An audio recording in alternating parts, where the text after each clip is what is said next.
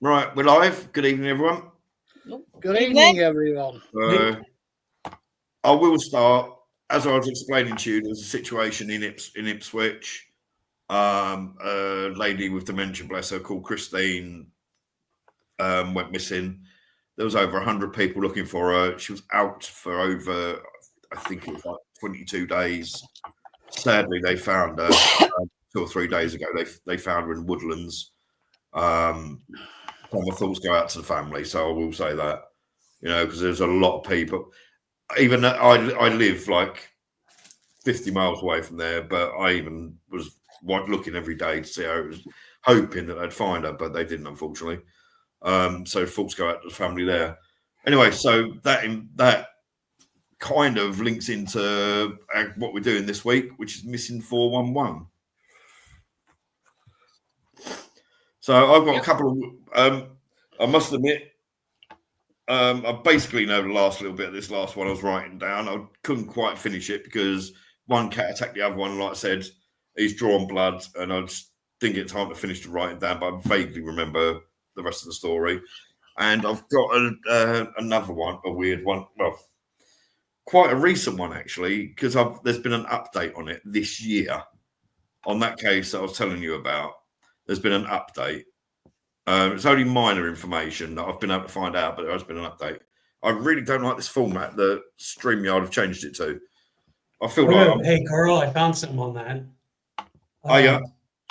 Yeah, if you're sitting here going to settings, yeah, you're the main person. Yeah. Go to settings. Yeah. And then under general, or in general, you'll see an orientation option.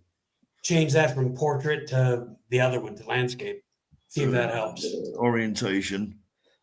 Nope, I ain't got that on my screen. You have general? Under general?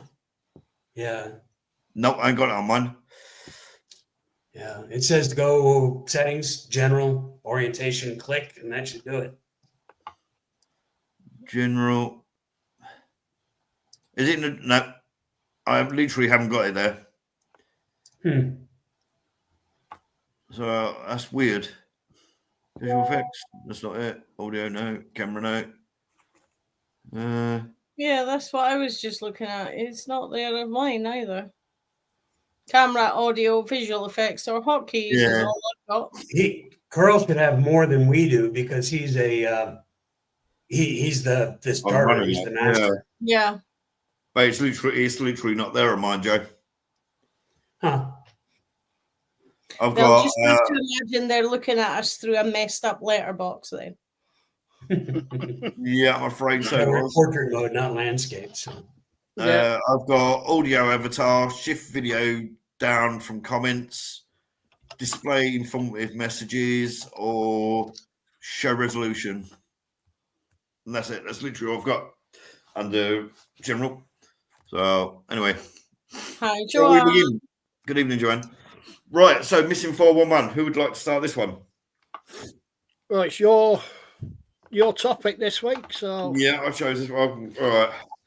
So we've either got the Dale Sterling Mesa Verde case, or we've got the Grandma Robot case. Which one would you prefer? Go with one.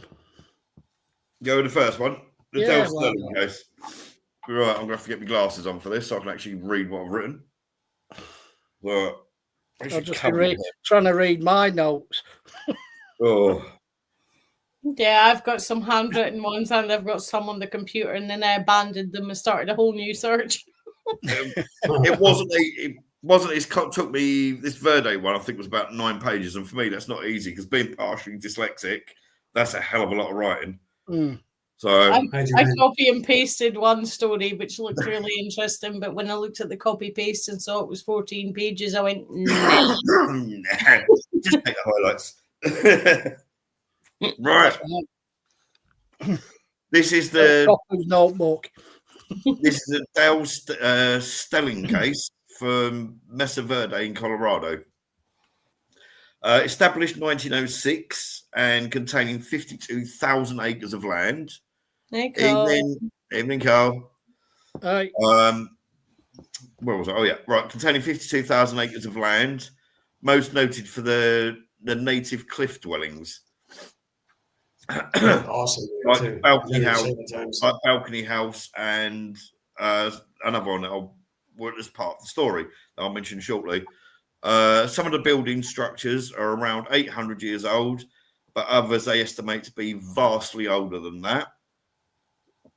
Mitchell Dale Stelling, on June the 9th, 2013, he was 51 and he lived in Texas, and he was visiting with his wife, his mum, and his dad.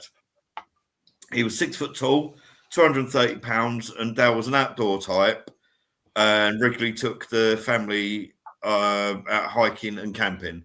Now, he was the type of person that you could put him in his room, and they'll say, right, go to the kitchen, and he'd have to think what direction it was going. He had literally no sense of direction whatsoever, but he did enjoy trips out with his family. While on vacation, while on vacation with his wife and parents, as they passed through New Mexico, they began to start having trouble with their RV. And as they got a bit closer, they decided to pull into the garage to get it repaired. While the motorhome was being repaired, now they must have been relatively close by this point to Mesa Verde. While the motorhome was being repaired, they decided to make a day trip to Mesa Verde. While there, they'll sort of apparently go through all the roads. You can see all the ancient buildings that have been carved into the rock and things.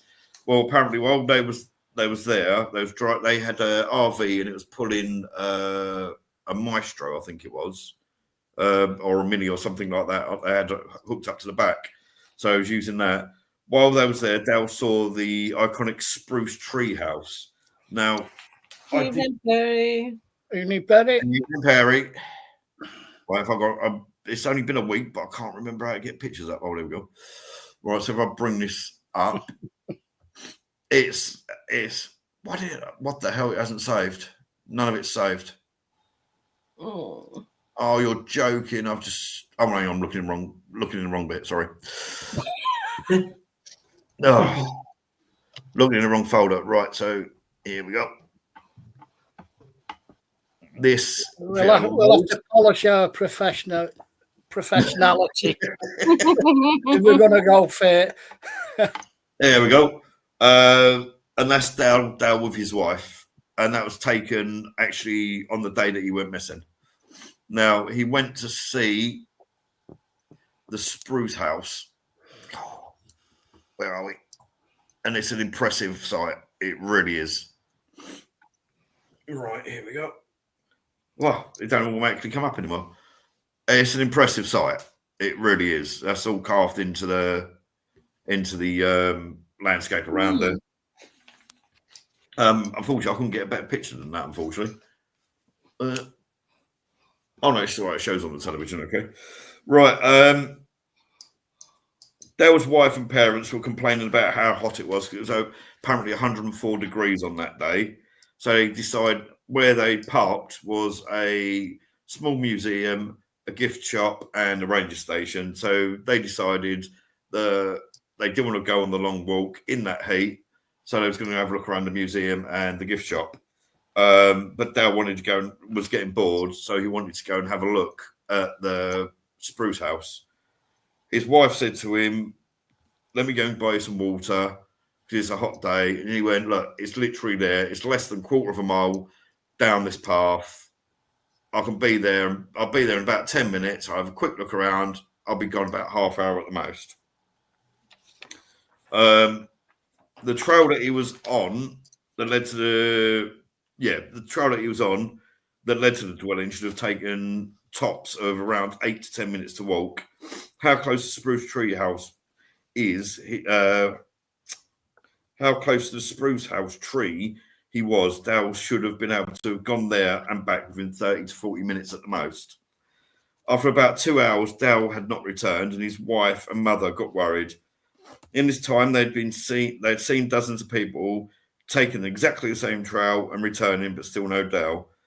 Dale's wife decided to go to speak with the park rangers, and at 7:20 that night, the rangers began a search until it got too dark.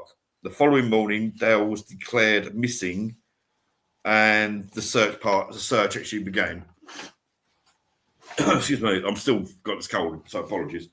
Park rangers, partway through the morning, stated either somehow Dale took a wrong turn or took the petroglyph path. Now, I'll show you an image of the petroglyph path, and Jesus Christ, even in my teenage years, I would not want to walk this. So if I bring that up, and that's one of the more easier bits of the path.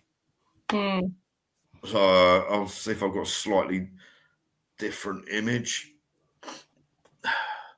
Why is everything shrunk so much on my screen? I hate technology. The random thing, though, the upright bit seems to be getting shared to more feeds. I've noticed with others that I watch. But that's usually when you get the trolls coming in. Yeah. That there, believe it or not, to the left of that tree is actually part of the trail that I expect people. That's the petroglyph trail.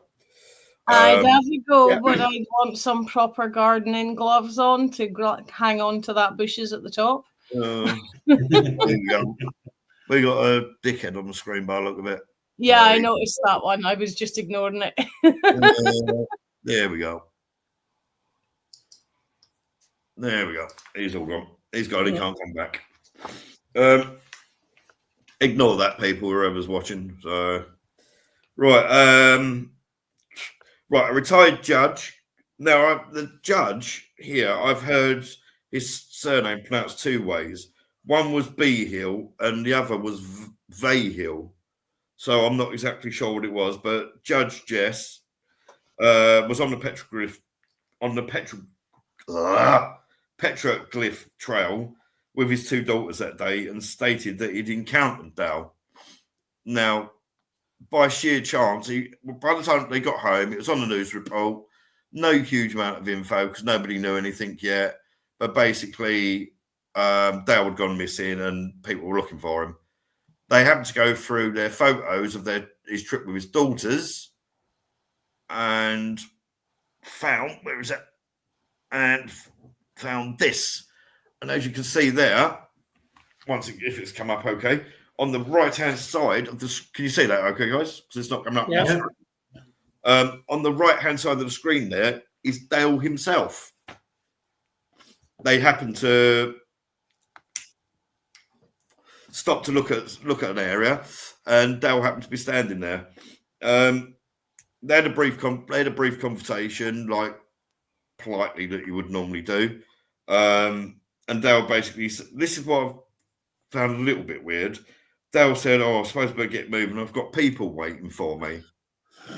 Rather than I've got my family waiting for me. He said, I've got people waiting for me. Or like up here, it would be like, I'd better go. The wife's waiting on me. Yeah. Or he said he's got people waiting for him. But from what it turns out, it appears the judge was the last people to have actually seen him. Right. About 20 minutes later, they bumped into him again slightly further up the trail. And there's an image I got, it was actually his wife had taken. And this is the very last photo of him taken. There we go. As he was starting to walk down the trail, she called out to him, "Are you sure you don't want to take any water with you?"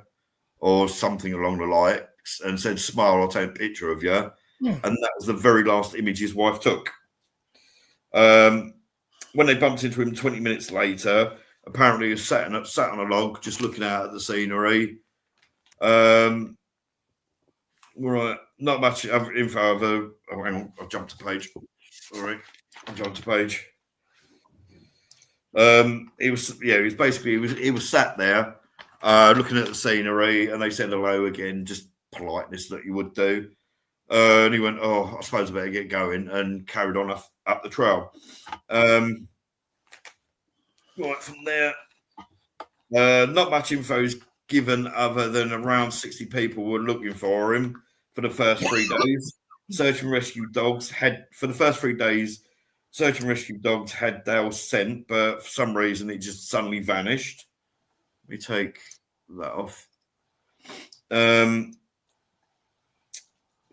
trail that it was supposed to have gone on, the spruce tree trail, is very clear. It's actually paved, got tarmac, that sort of thing down. And as you can see from the other images, it's definitely not. First day of the search, where was we? Right. First day of the search, the Rangers reported getting a partial ping on Dale's phone, and it is reported once the records were checked at 7:30 the following day after he'd left, 7:30 that night, he had tried ringing his voicemail, but had been unable to get through. People regularly get lost in the Mesa Verde, but either resurface or found within a couple of hours, said a public info officer. And then it's the first time in her tenure of over 20 years that anybody had been missing for that amount of time. After 3 weeks, the search was called off, and that November, cadaver dogs were brought in, but could find absolutely nothing. And right up until the present day, they can't can't explain anything. So, because I'm full of this cold and because of me levels the other day, I'm not really with it. Right, around that period of time that Dale went missing, the average temperature was around about 100 to 104 degrees. He had no water on him whatsoever, and the search had to keep being halted because of the heat. It was causing bushfires, so they was having to go off and deal with the bushfires. June 2013, an article in a magazine, the author of one of the stories, it had visited Mesa Verde the day Dale had disappeared, and like Dale, decided to go along the trail to the Spruce House via the petroglyph trail. She was aware of, what the hell? I'm getting really bad echo here. Sorry. Sounded like bad feedback. Yeah, that was. Anyway, this woman, now one report said it was Jodie and another one said it was Judy, so I'm not particularly sure. She was aware she'd heard of the case on the news the day before, but at that time, like I said, there's very limited info other than Dale's missing, blah blah blah. So she writes in her article that about an hour walk into the trek, she claims about an hour into her walk, she heard a very weak male voice saying, "I need some help." Jodie said she stopped and called out a response several times, but got no reply. With no phone signal in there, Jodie turned back and went to tell the chief ranger. The ranger replied, "We thought we'd also heard somebody calling out for help in that exact area yesterday." In 2020, it was widely reported that human remains have been found and are most likely to be Dale's because they found Dale's social security card and driver's license with the body. And it was over 4 miles. As the crow flies, it was over 4 miles from where he was last seen. Now, from what I can pick up, it seems like mental. From what I can make out, it appears that he'd gone to get where he was going. He'd gone west, then gone north, and then gone to the east, which is where his body was found. It was 4 miles as the crows fly. Now, the petroglyph the petroglyph trail is about 2.5 miles. And to get to where he'd gone, they've estimated we've had to have done over 15 miles to get to where. Like you say, he's no water on an extremely hot day. He's become dehydrated. Yeah. Your mind starts playing tricks with you. Yeah. You get heat, mirages. Mm-hmm. Yeah. Yeah. Well, apparently, when they found the bones, they said because it had been out there so long, the bones are sun bleached and that they wouldn't be able to get a test and DNA test. But because obviously he's got driver's license, security passport, photo of his wife and that in there, they say it is in without doubt. The weird thing is, this is another thing I found slightly weird. The body being found was phoned in by somebody that refused to give their name. The park rangers refused point blank, even with like people asking through the courts to get the information. They've refused to say whether it was male or female that phoned in the information. And the area where Dale's body is illegal for public to be there. Which would explain why they didn't want to give their details on the phone. Yeah. Why is it illegal? Is it a military No, establishment? it's probably protected native land. Yeah, it's protected native land.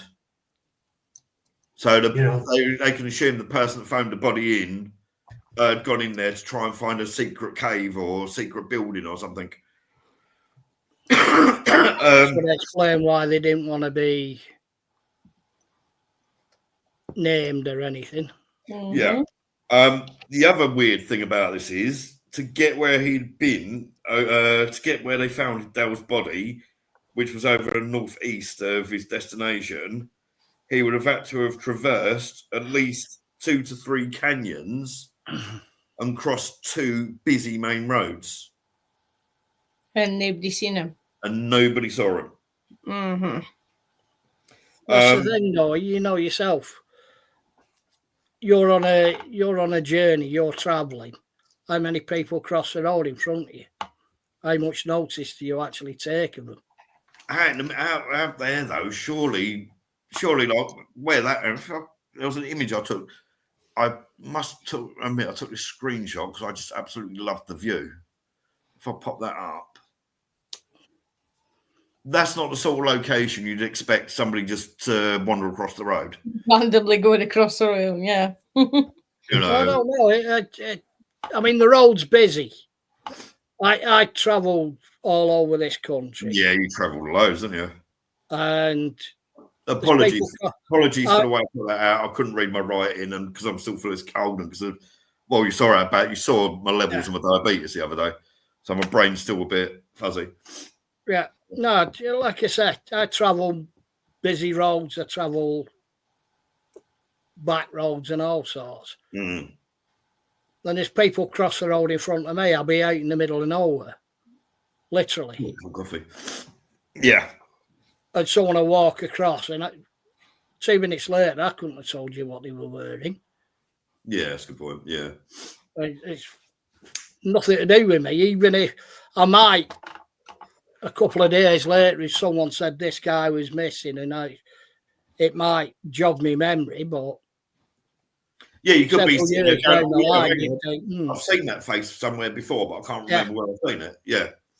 But again, if it's not put out nationally, yeah, you're not gonna think, oh, well, I certainly don't.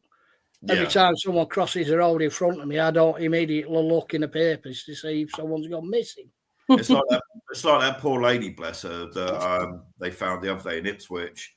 For some reason, they'd actually put reports and asked people to look for her in a newspaper over in Ireland. Yeah, that makes a lot of sense. She had no link. As far as I'm aware, she had no link at all. But no, I completely understand what Ian's coming at from there. Other little bit of information I did look into on this. From what I can tell, Dale had a painkiller addiction. So could that have... Which again, depending what it is, could lead to confusion, disorientation, and all that as well. Yeah. Yeah.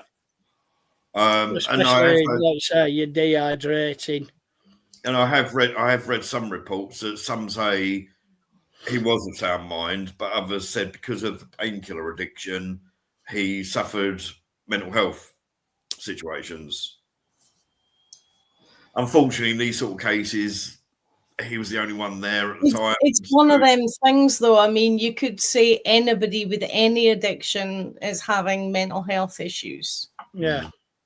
It's one of them things. You don't want to offend anybody, but you don't want to give too much benefit of the doubt when it's blatantly obvious something might have happened. Yeah. But yeah, that's Joe actually was saying in chat he remembers the case. I remember hearing it. Yeah. I mean, please click. I lived in Colorado for a long time, and Mesa Verde is absolutely beautiful. It's great to go to. So if there's anything that pops my mind about that, hey, let's go see what they did. What's going on? Yeah, but it's like the they were bringing it up again. Oh, wrong one. Sorry, that one. I think. Look at that path. That is a trail path for people to walk down. Look at that angle it's at, the rocks there, and images. It reminds me of one of the final scenes of The Last of the Mohicans. Yeah. Where they jump off the waterfall. Yeah. And like this, well, without, the scenery I was going to say, without any clear idea, any reference, that tree could be 10 foot wide. Yeah. I actually got those in. I actually took screenshots of them images from I will put if I remember, I'll put the link to their YouTube channel on there. It's called The Missing Enigma. The guy that actually hosts the show, he's linked to the one that I said to you about, Joe, the Law Lodge. They're very closely linked. He actually went out and done the Petroglyph walk, and that's where them images come from. And from watching the video, it looks like yay big, like about 1.5 foot wide, that area. There's jagged rocks there, there's crumbling rocks, and it's not for the faint of heart, put it that way. So, but yeah, it's weekend out. I was going to say, sounds great to me. Looks great. That scenery is absolute. Some of the scenery in the video clip, and I must remember to put the link in there. The scenery is absolutely breathtaking, and it is. It's beautiful. As you know, I love doing my astrophotography. I would love to go somewhere like that and do astrophotography. Yeah, definitely. Absolutely. We used to go when I was a kid. Before we moved to Alaska, we lived in Colorado. And my mom and dad and my brothers and I, we went. And my grandpa and I went. And grandma and grandpa and I went. I've been there several times to Mesa Verde. Back in those days, you could walk back to in the Cliff Palace. You could walk back into the rooms in the back and go explore, crawl around, and can't do any of that now.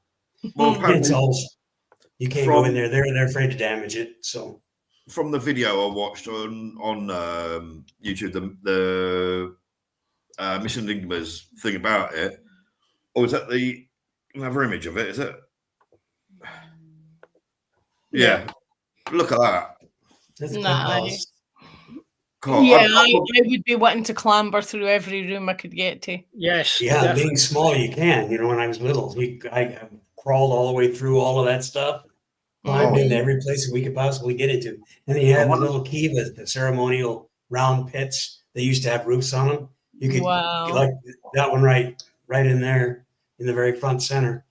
Climb down into there and run around. It was great. Oh, I wonder how much the rent is. I'd love to live somewhere like that. But yeah, it's very sad case. They did find him, and you think being stuck out there alone, potentially injured. You don't know. He could have fallen off of a cliff, or because you saw how narrow it was. But he weren't one of these. Apparently, his wife said he wasn't one of these sort of people. If he was walking down a road and couldn't figure where he was going, he wouldn't just turn around and go back to where he started again. He'd go, "Oh, if I carry on going this way, I'll eventually get there." Basically, what do they call it? Pigeon intuition. Man syndrome. Man syndrome. Yeah, pigeon intuition. Oh, if I keep going this way, I'll eventually get there. That's the type of person he was. Hang on. Yeah. Yep. Never ask for directions. Well, that must have been a scary way to go. Yeah. Definitely. I mean, I scream at the GPS.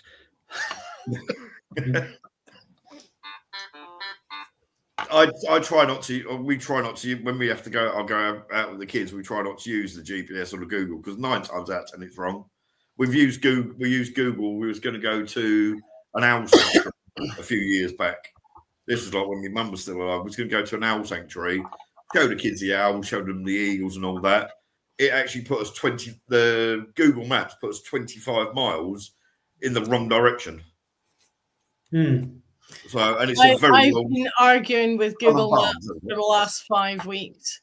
They have added the name of a pub to my home address.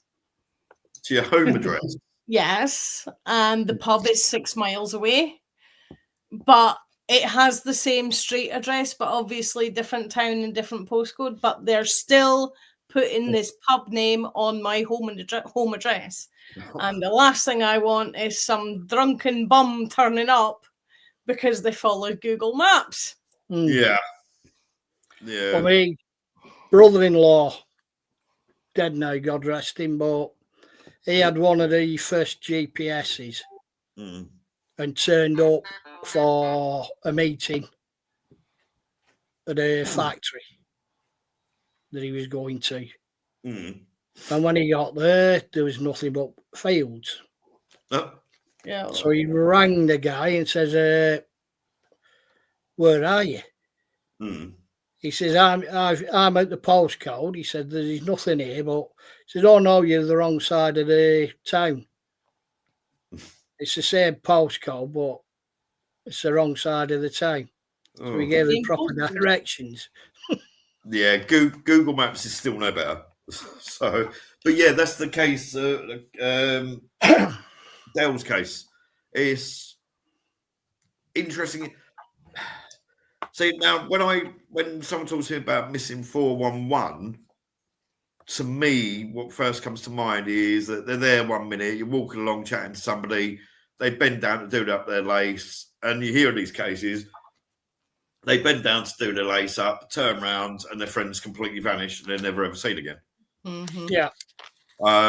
This one, they did find a body, so with hopes that they actually managed to have a funeral for him, at least get a bit of peace for the family, bless them. So, right, who's next? I'll jump in if you want. Sorry? I'll jump in if you want. Yep, go on, yeah. We've got 10 people watching, guys. Don't forget to like, subscribe. Sorry, apologies tonight. My diabetes was really bad yesterday or the day before yesterday. So my brain's not quite with it, and I'm still full of cold. So my brain's not with it most of the time. So, we'll go with Ian. Yeah, September 25th, 2023, September 15th in Yellowstone National Park. 24-year-old Bryce Daunting sets off. That name. Yeah, I know that name. Yeah, set off on what was supposed to be a 6-day hike. He was due to meet a colleague at the Eagles Peak. Set off. He never turned up at the South Arm Yellowstone Lakes. He's on the 22nd, his camp, when the alarm had gone out that he hadn't turned up anywhere, the alarm went out. They had 80 people looking for him. Had the helicopters up with the infrared and the heat seeking and all the rest of it. It was, they found his tent, like I say, his camp. His camp was as if he just popped out. These boots were by the entry to the tent.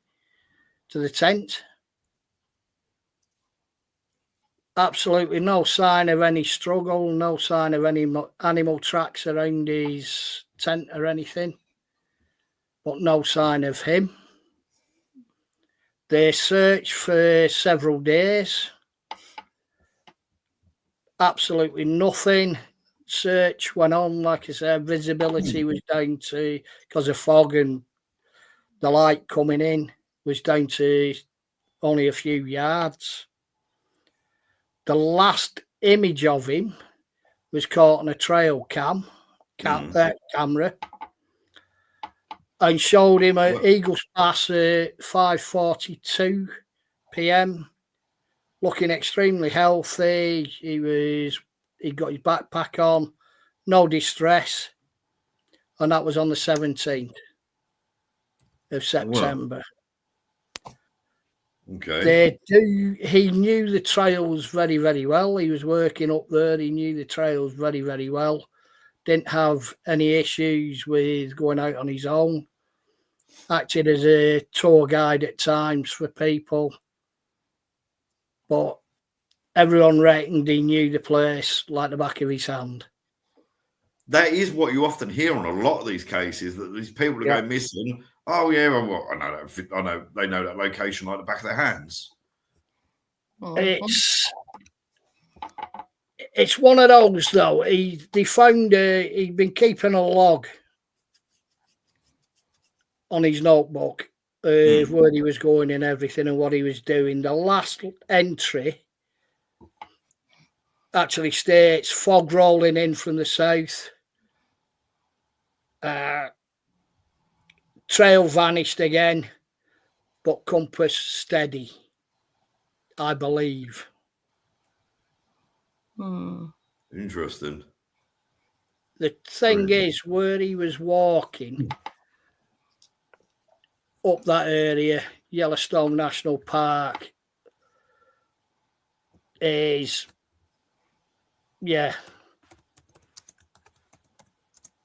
if I can find the photo of it. Isn't there huge areas of that park that, due to the geology, it's magnetically unstable, so your compass is going to be wrong? There's a lot of that sort of thing. There's a lot of areas like that. They reckon because of the actual. That's the magma and everything underneath is going to screw everything up. Yes, apparently, isn't that what he actually said? Volcano in the world. Yeah, he actually states, and he's in the log though, that he believed the compass was stable, was steady. But like I say, he knew that those trails like the back of his hand. Yeah. Yeah. He's never turned up. There's never been anybody. Part of an anorak was found several months later that was the same colour as Bryce's. Yeah. The only problem they had with it was that the anorak itself, the piece, was covered in seeds and plant material that was from several thousand feet further up the mountain. No. And was not from nowhere near where it was. He was believed to be his camp or anything. This is, I've just put a photo in, Carl, if you want to bring it up. Yep. Oh wow, look at that. That's the area. That is Eagle Springs. That's beautiful. That is, get me a helicopter, I'm lost area to me. Yeah. That's put your head between your legs and kiss your ass goodbye, work country. Yeah. There are ravines, there are crags, there are caves up there, there are all sorts of things. The people, like I said, they had the helicopters up, but you try finding someone with a helicopter in that coverage. Yeah. Exactly. Unless they're literally swinging from treetop to treetop, there's no chance. Yeah. Visibility's next to nothing. Even the best person in the world, even if they know the trails inside, they'd have to be carrying one of the smoke cans that the Red Arrows use for their displays. Yeah. Like I said, this was 2023. There's still been no sign of him. His family go up there every year around the anniversary. There's photos up, trail photos up. If you see this person, report it, and all the rest of it. Well, that's how they find him, bless them. Yeah, but like I say, if you look at that forest, yeah, that's why this was down as a 411, a mysterious disappearance. To me, that's someone who's got lost. Nature won. Yeah, he's gone down a fissure. Unfortunately, nature always wins in them situations. Well, yeah, exactly. You could be 3 yards from a body and not find it. Yeah. Yeah. So, like I said, unfortunately, Bryce, poor sod, was never found. That's him.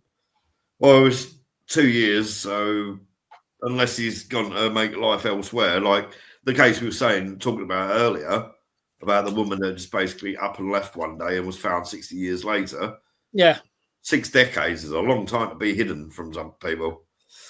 Especially when you're only 80 miles up the road. Exactly, yeah. Mm-hmm. Yeah. Well, 80 miles. Family may well have gone past the house on a regular basis. Well, there was talk of that. And couldn't do that up here. The local grapevine would reveal you within 2 weeks. Well, her name was Sheila Fox. And it was one of those, if I can just find it.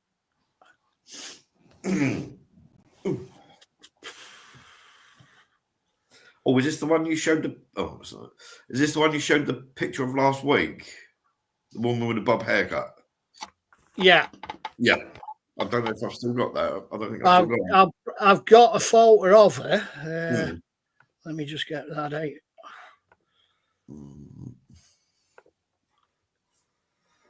Where's it gone there? Oh, no, well, let me change it. That should be there. There we go. Sheila Fox went missing in 1972, age 16, in the Coventry area.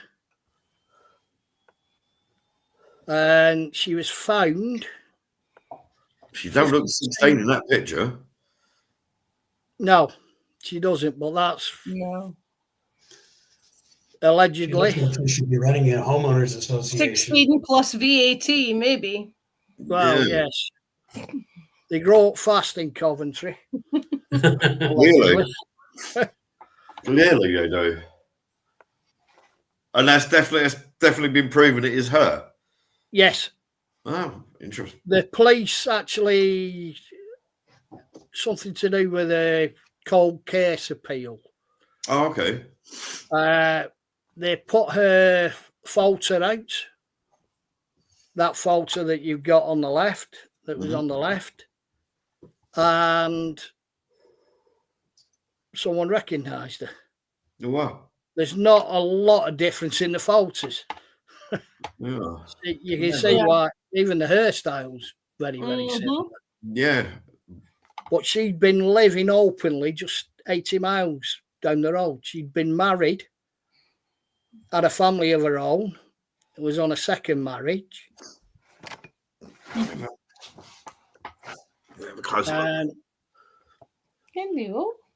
Oh, Christ, yeah, you can definitely see that's the same person, can't you? Yeah. Blimey.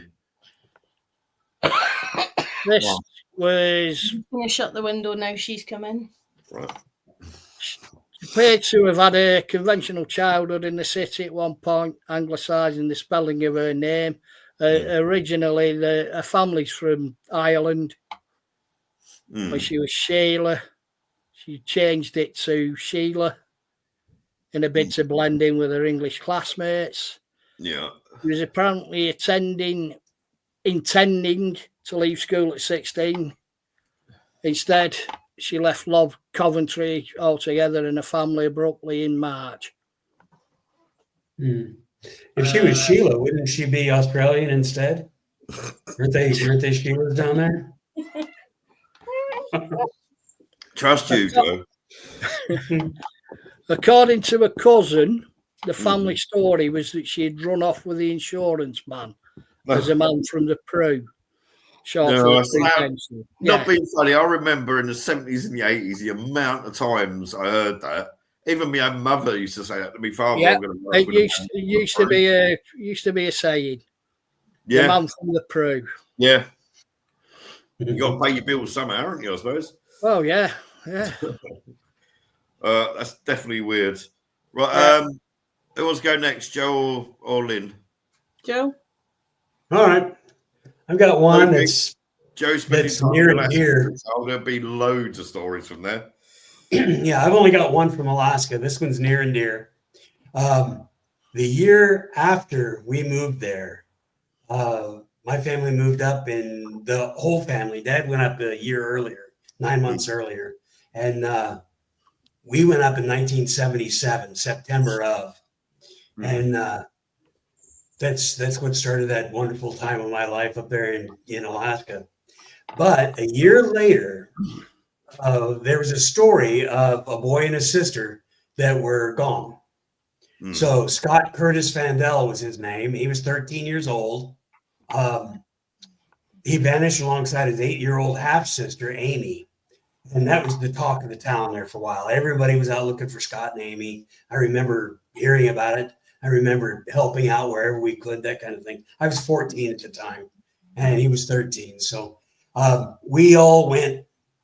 We had Kenai and Soldotna towns right next to each other, and it was the Twin Cities area. The Kenai and Soldotna were right next to each other, and we shared a junior high, and we shared a high school for quite a while until I was going into 10th grade. So as a sophomore in high school in America. So I did 7th, 8th, and 9th grade in the middle school with kids from Soldotna. So I knew who this kid was. We weren't in the same group. We weren't in the same thing. I knew who he was, though. Yeah. And I'm sure we talked. And we knew the same people, things like that. Then when I went into 9th grade, just the kids from Kenai were in that high school, and they had built a brand new high school over in Soldotna. And Soldotna was, they had their own stuff. We were all really close. We were all still good friends, et cetera, et cetera. Here's putting up a picture of Amy and Scott. Yep. So on September 4th. Yes, I've seen them faces, yeah. They went missing from their little cabin in Sterling, which is just outside of Soldotna. It's one of the oldest unsolved child abductions or missing cases. It's puzzled investigators for nearly 47 years. No bodies, no suspects, no conclusive evidence was ever found. Of course, the disappearance involved volunteers, the police, the dogs, the helicopters, everybody, mountain rescue, everybody was trying to get this worked out. So he was Scott Curtis Vandell, born January 23rd, 1965. He would be 60 years old as of this month. He was 4'11", 74 pounds. He was a Caucasian male with brown hair, blue eyes, last seen wearing striped t-shirt and jeans. They lived with their mom, Margaret Vandell, in a small 2-bedroom cabin off Scout Lake Loop Road, which is just south of Sterling on the way to Ski Lake. And that is an image of Sterling, Alaska there, guys. Yep. Anyone that's watching. Yeah, the 9 people that are watching, don't forget to subscribe and like. We don't normally have these many problems. Their parents were divorced. The father, Roger, had moved to Arizona months earlier. The evening in question, Margaret and her sister, Aunt Kathy, took the children to Good Times Charlie's, which is a local bar restaurant. About 10 p.m., they dropped Scott and Amy back off at their home before returning to the bar. You know, back in those days, we all stayed at home alone. It was no big deal, really. Yeah. So they dropped Scott and Amy off at the house before returning to the bar. When the women came back around 2 a.m., the cabin lights were off, which was unusual because both Scott and Amy were afraid of the dark. They had to have a light on someplace. So they wouldn't have turned the light off. No. There was a pot of warm water on the stove next to an open can of tomato sauce and a package of macaroni, indicating that Scott had likely prepared a snack, but was interrupted. The children were not in bed, and their coats and shoes were missing. suggesting that they may have left voluntarily or had been taken quickly. Margaret initially assumed that they were at the nearby Lupton family home, who were close friends, but they weren't there. Police weren't called until the next day when the siblings missed school. So they weren't at school. People are asking for them and stuff. And nobody knows. Yeah. So evidence of the scene. A handful of spent bullet casings were found outside the cabin, which might or might not mean anything. We had spent bullet casings outside of our house. So it was like, you step outside and go shoot the targets. There's nobody around you. So, but their connection to the case is unclear, possibly from unrelated target practice, which was common in the area, it says. No signs of forced entry or struggle inside. The cabin later burned down years after. The exact date is unclear, and Margaret's residency was unknown. Supposedly, she moved back to the lower 48. She was in Ohio, Iowa, someplace like that, is what the story says. For over 100 volunteers combing the woods, no footprints, clothing, or remains have ever surfaced. A 1984 tip led investigators to Haines, Alaska, then Page, Arizona, where family reported having children matching the descriptions, but it was a dead end. In 1980, remains in Mendocino County, California, were briefly linked, but DNA proved they belonged to other missing kids. Another unsolved case. So two carnival workers from the Alaska State Fair were seen speeding away in a black sedan near the cabin that night. They claimed they were just retrieving paychecks and passing by after the kids vanished. No charge was brought against them. Early suspicions of Roger Fandel or Margaret, the dad and the mom, due to mom's drinking and long work hours as a waitress. The suspicion was there, but they were cleared. They thought maybe an animal attack, bears and moose in the area, of course, runaways, links to local serial offenders. Nothing was substantiated. Another sibling, her sister Terry, believes that Amy may be alive in Anchorage, Lompoc, California, or Drummond, Montana. Probably family members there. But Scott was likely killed soon after, is what they're thinking. Yeah. The case is unsolved and active, featured in recent media, including a November 12, 2025 episode, The Trail Went Cold podcast. Age progression photos show Scott at 51, and I had that, but it's not in my queue. I've literally just found them. Okay. That's why I was listening to what you were saying, but I was looking for that specific thing. So here we go. My TV's running a little bit behind, but that's oh, wait on. It'd help if I clicked add, wouldn't it? Really? There we go. Yeah. So there's a slightly better image of what they could possibly. This one's slightly better. We put this one up. Do that, and do that. There we go. Yeah. That's their age progression is what they think they look like now. But yeah, it was one of those really weird cases. That's the only missing person thing I've ever had anything close to. And it was right there in Kenai until Lawton, Alaska, of all places. Yeah. So the thing is, though, it's like with the image I briefly put up of Alaska. Let me bring that back up again.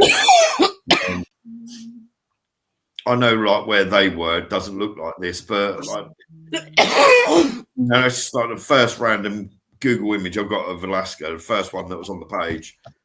That is a world of hurt.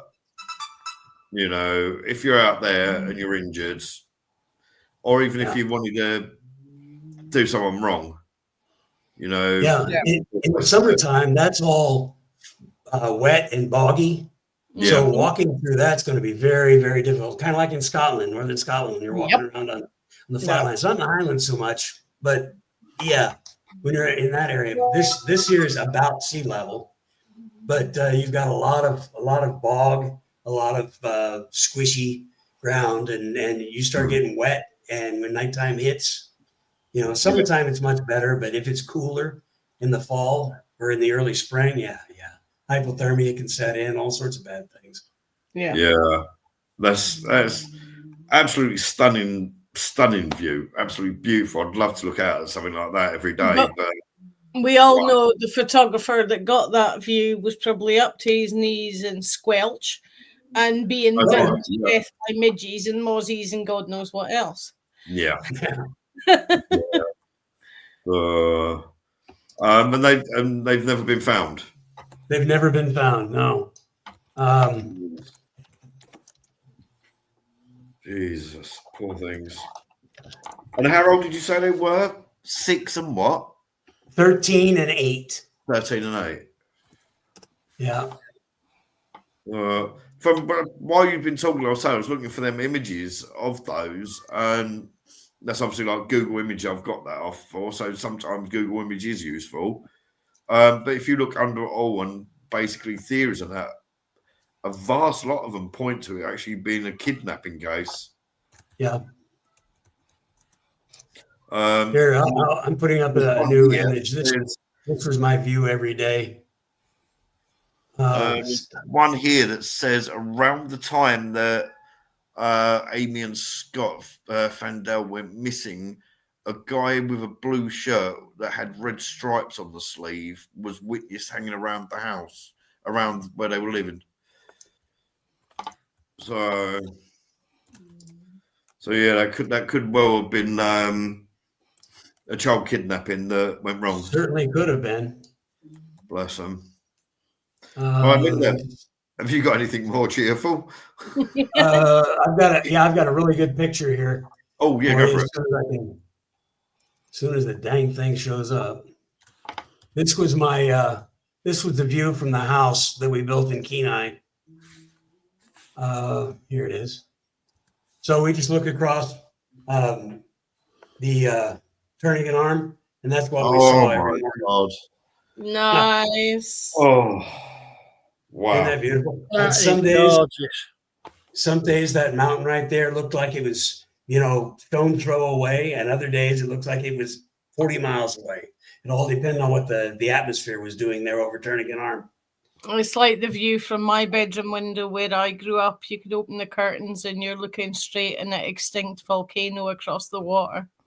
Yeah. No, Well, Redoubt is an active volcano. It blew up, 93, 91, 92, 93, right around in there. No, our one's extinct. Everything.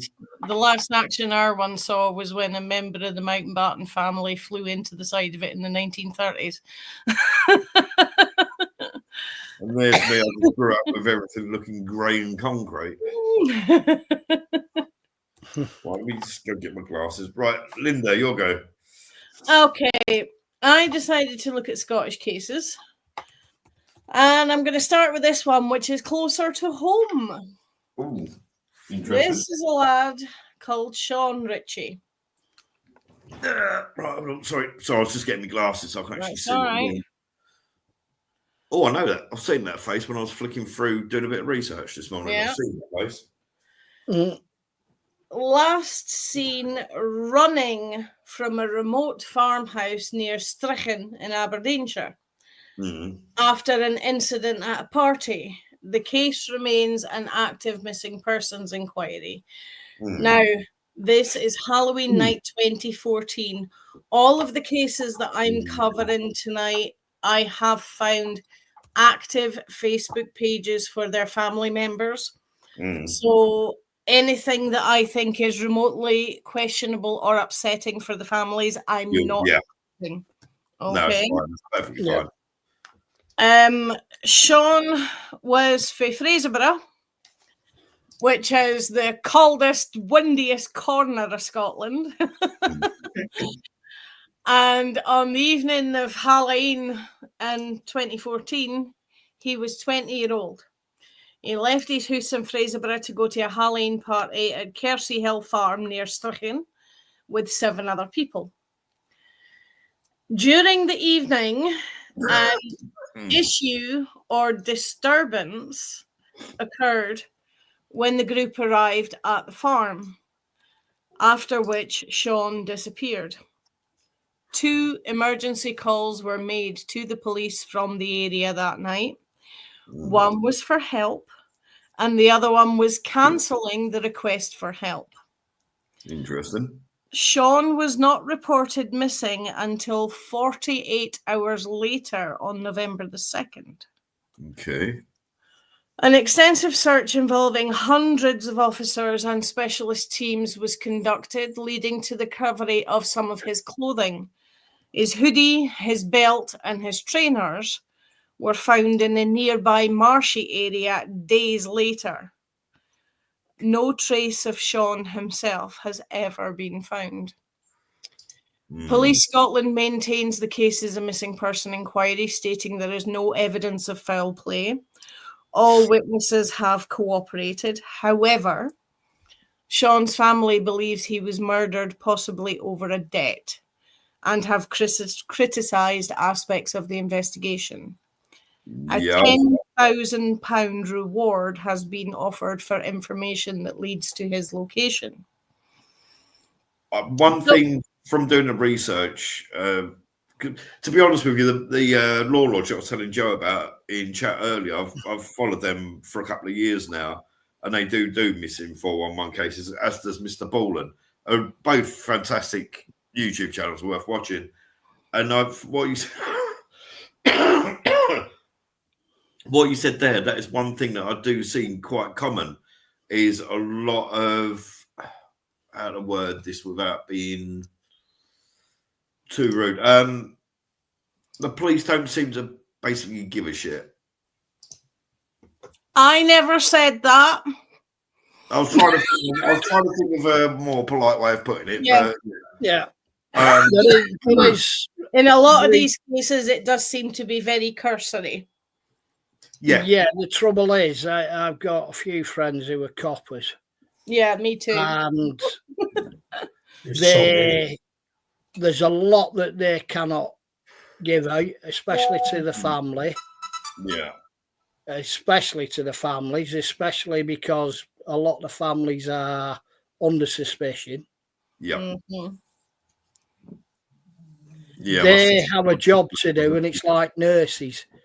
Yeah. Nurses and doctors, they cannot afford to get emotionally involved with these things, and it often comes across as being they couldn't give a shit. They do. But you have to have that mindset, though. Otherwise, you would have a complete mental breakdown because of your job. So you kind of have to be. I've worked with a lot of coppers as well, especially on the motorway network and everything. And when you're attending fatalities on the like, we had to. You develop a very black, dark sense of humour. Yeah. And it is the only way that you can cope with those situations. So when families are coming out with statements like they didn't care, they might not have found anything. And obviously the families are going to think they didn't care. It's not a case of that. It's a case of they... I think it's also like with the NHS and every other force. There are individuals in the job who really give their entire heart and soul to the job. Yeah. But they're handcuffed with all the red tape in this society where everybody sues over the slightest little thing. Yep. And that's what kills it for a lot of people. That's why a lot of people end up leaving the job. Not being funny. It's like the video I don't know if you've seen it yet, but the video I shared on my Facebook earlier. There is an American guy. He just walks up to the cop and put his hands behind the back and let himself get handcuffed. And there was a Hispanic guy there screaming to the cop, "Quick, my son's been shot." It had been a road rage incident. The white guy got out of his car, pulled a gun, and shot and killed an 11-year-old child. The copper was completely and utterly ignoring this guy, saying, "Look, my child's been shot. He's dying or he's dead. I need help." And the copper just completely and utterly ignored him. So there are, but then again, there's the old saying, "Shit comes in all hues." Yeah. You know, that's the thing. That's the trouble. That can be taken in all the different careers as well. You'll get good, you'll get bad. You'll get good, you'll get bad, you'll get indifferent. Yeah. But like I said, most of it is, I can understand the families saying what they're saying because they don't get to hear 90% of it. Yeah. Because it's an ongoing investigation. So they don't believe, especially where nothing's been proven, nothing's happened. Yeah. You can't find anyone. And usually that's, again, this is something that Well, the bit part that of my gets me, friends fucks me off with the British. Mm. You don't grass. yeah, The only people who get anything out of that are the people doing the wrong. mm-hmm. Yeah. Grasses get slashes. Yeah. Yeah. Yeah. No. You grass on me. Not we don't grass our own up. Well, actually, you're just a prick who's badly beaten someone up. Yeah. But we're not allowed to tell anyone the because we don't grass. There's Yeah. bits about this case that really get me, and it shows you how, like, a lot of people are like, oh, they didn't bother because they know he was associated with known users, as in not over the counter. Yeah. And then you see another bit where it's like they've used expert soil analysis to try and see if there are bits and pieces of him in various fields. Yeah. Yeah. That's I'm sorry, but that just doesn't come under they're not bothering. Yeah. That's them going to microscopic levels to Yes. see if they can find what's happened to him. Also, there's a bit where the 8 of them that went to the party at that farm went in a big van. Mm. And some of the folk on the socials are like, oh, but they didn't go of their own accord. I'm like, sorry? What? Who's driving a van that has a capability to persuade 8 Hey, guys 20-year-old. in against their own accord? Yeah. No. Yeah. There was videos on one of the lads' socials saying, not the actual missing one, but one of his friends, in the back of the van where they're all larking about and messing about and going, look, we're getting kidnapped. And of course, somebody's extrapolated that into being, it was obviously somebody that doesn't get the Scottish sense of humour. Because we would argue that. Yeah. But, Yeah. again, that just shows how things can be taken out of context. Yeah. I've said many a times to my brother, I'm going to kill you, you bastard. Yeah. When we were kids. Nowadays, I'd be up in front of a judge and just for saying 20-year sentence just for, he said he was going to kill him. It shows intent. Bollocks. One of the things I came across on a different case that I've got for tonight, there was a troll on the socials, kept harassing one of the families of one of the missing guys. The troll got 8 months behind bars. Oh. He got let out. He got done again. He was only in a month this time and let off for good behaviour. But the only reason he had good behaviour was he wound up on the same cell block as some of the missing guys' friends. Oh dear. So the month he was in there, he was in the hospital block. Yeah. With the situation that's like on every Facebook account, every YouTube account, TikTok account, and all that with the boats and things. At the moment, there was a case about 2.5, 3 months ago. One of these. My cat's looking for who's meowing. That's my Deaky. He's locked. I've locked him away because for some reason he's really turned aggressive. I've actually got holes in my leg where he sunk his teeth into me the other day. I literally walked in to go to the toilet, didn't speak to him or anything. He just attacked me and sunk his teeth into my leg for no reason whatsoever. It's getting really bad. So it's probably him that she can hear. Yeah. But no, there's like these shall we say sailors, for want of a better word, that are visiting. There was one that had done certain unmentionables to an 11-year-old child, and he got paid compensation because he didn't go to prison. He got put on a tag after what he'd done to an 11-year-old child. He got put on a tag. Was. Yeah. He got put on a tag and then got given compensation because the tag made him depressed. Hmm. Had a cured his depression. And there was another one that had done something similar to a little girl aged 8.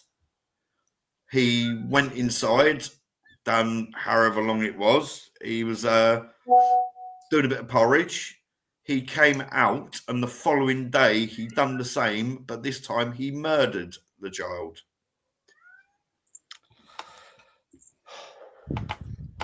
He's on the computer. He's Oh, not him.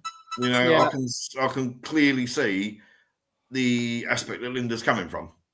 I really Yeah. can. You know, it's bad. Next one was that all of it, Lynn? That's all of that one. Yep. Right. The other one I've got, I remember reading, because I used to have loads of books. I used to have about 1,500 books when I was with my eldest boy's mum. I remember I don't know why, this specific one, it was in a UFO book, but it was also in a ghost book as well.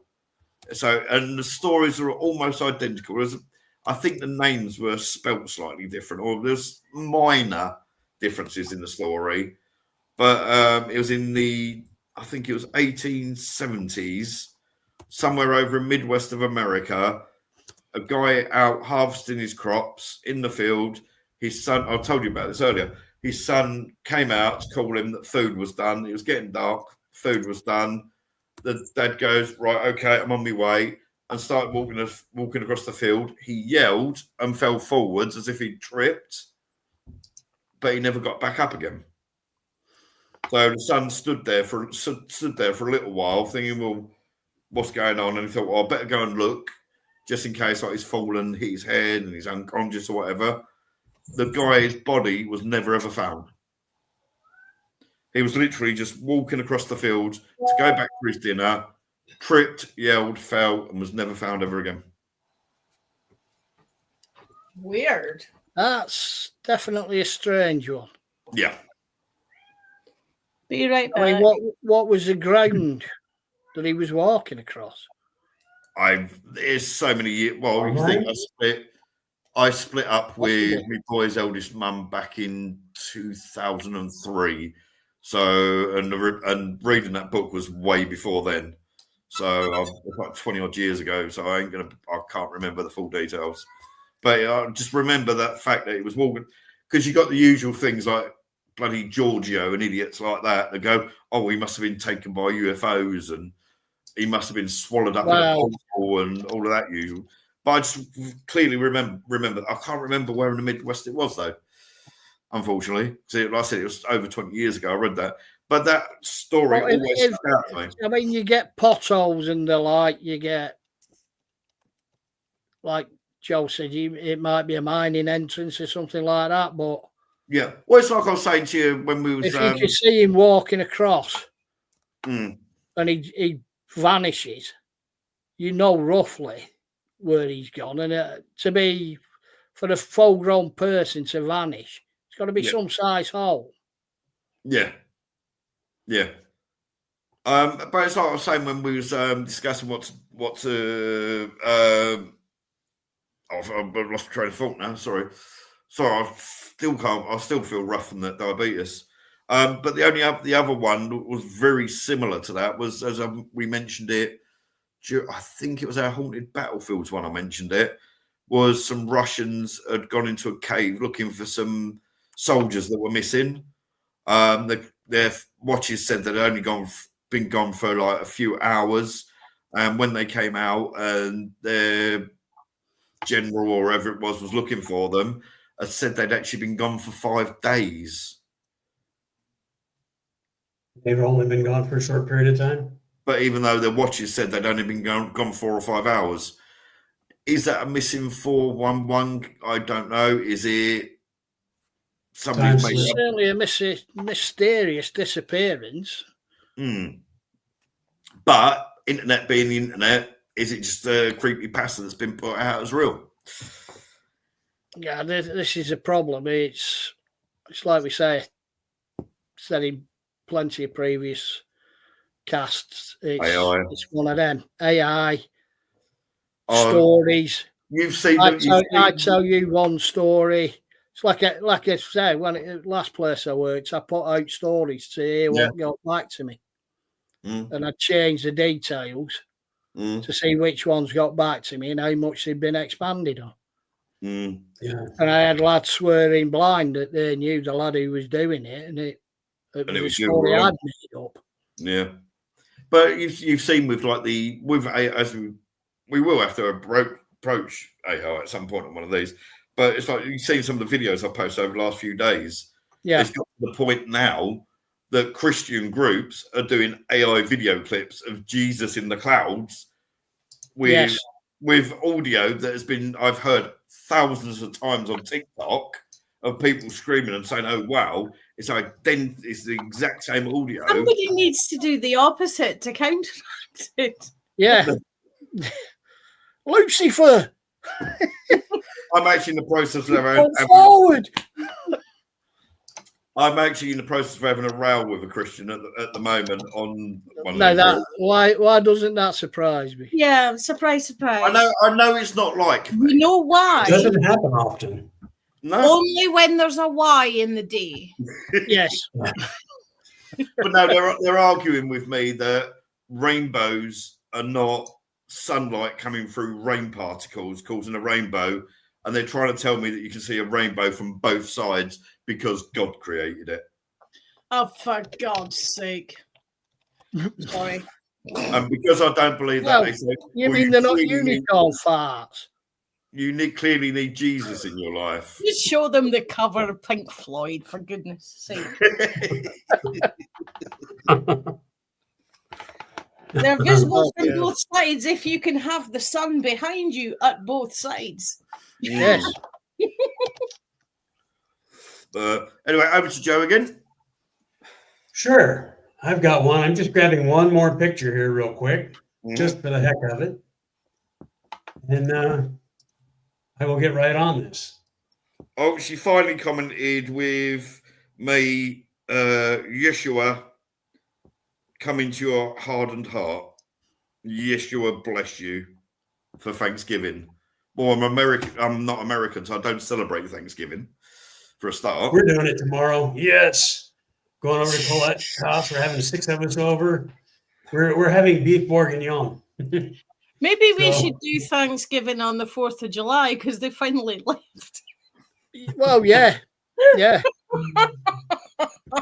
If Scotland ever gets independence, there will be. And Joe, both sides of the border. Definitely.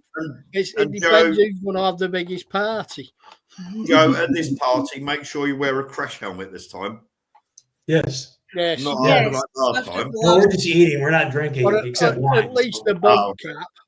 I won't be drinking like I did that night. My favorite bartender isn't there anyway. So let's see.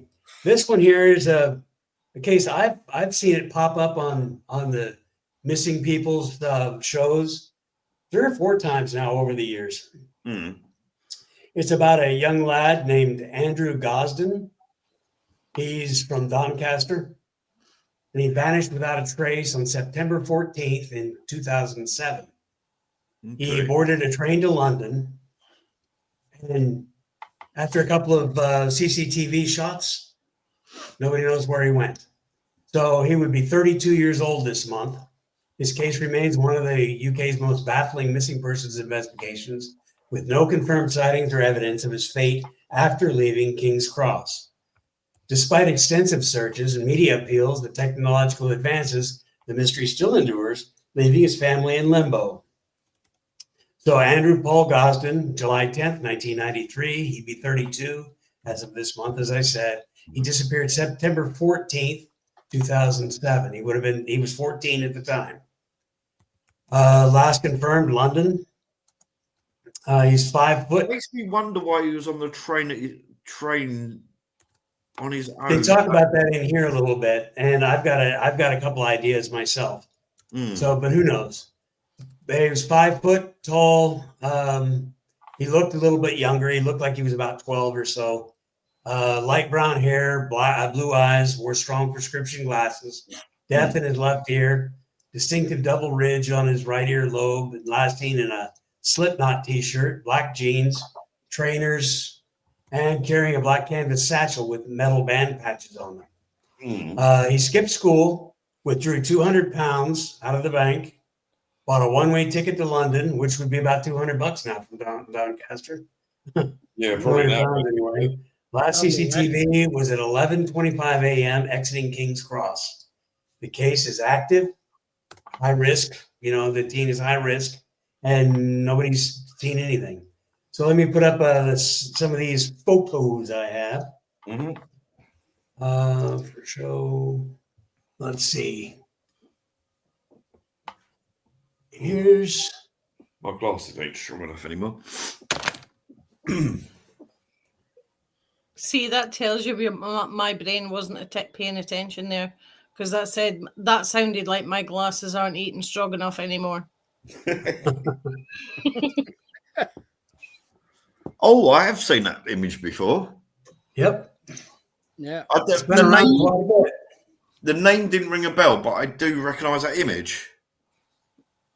What's this one? Yes. Okay. I'm just, I've got a bit of a delay on my television. Yeah, there always is like a 6-7 second delay from here to the TV. And there's the thing. So if anybody does actually see this young lad, the number's there on the screen. If anyone knows anything about anything that's mentioned tonight, contact local authorities and give you information. It's vitally important. Just to give the family some peace, if anything. And then there's the route from Doncaster down to King's Cross. I've done that one several times. Yeah. But yeah, it's like, so here it is. Andrew grew up in the quiet suburb of Balby in Doncaster with his parents, Glenda and Kevin, his older sister Charlotte. He was described as a home bird, stayed at home as often as he could, nice and comfortable there, just like me. Nicknamed Roo after Winnie the Pooh. He was shy, mature, beyond his years, and preferred his own company. He had a small circle of like-minded friends at school, but rarely socialized outside of school. There were no reports of bullying, depression, no family issues. A gifted student in Macaulay Catholic High School with perfect attendance. He excelled in maths. He was part of the Young and Gifted Talented program, attending a summer course at Lancaster University. Left him inspired to take on more challenges.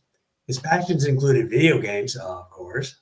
He carried a PlayStation Portable with him, and he loved heavy metal bands like Slipknot.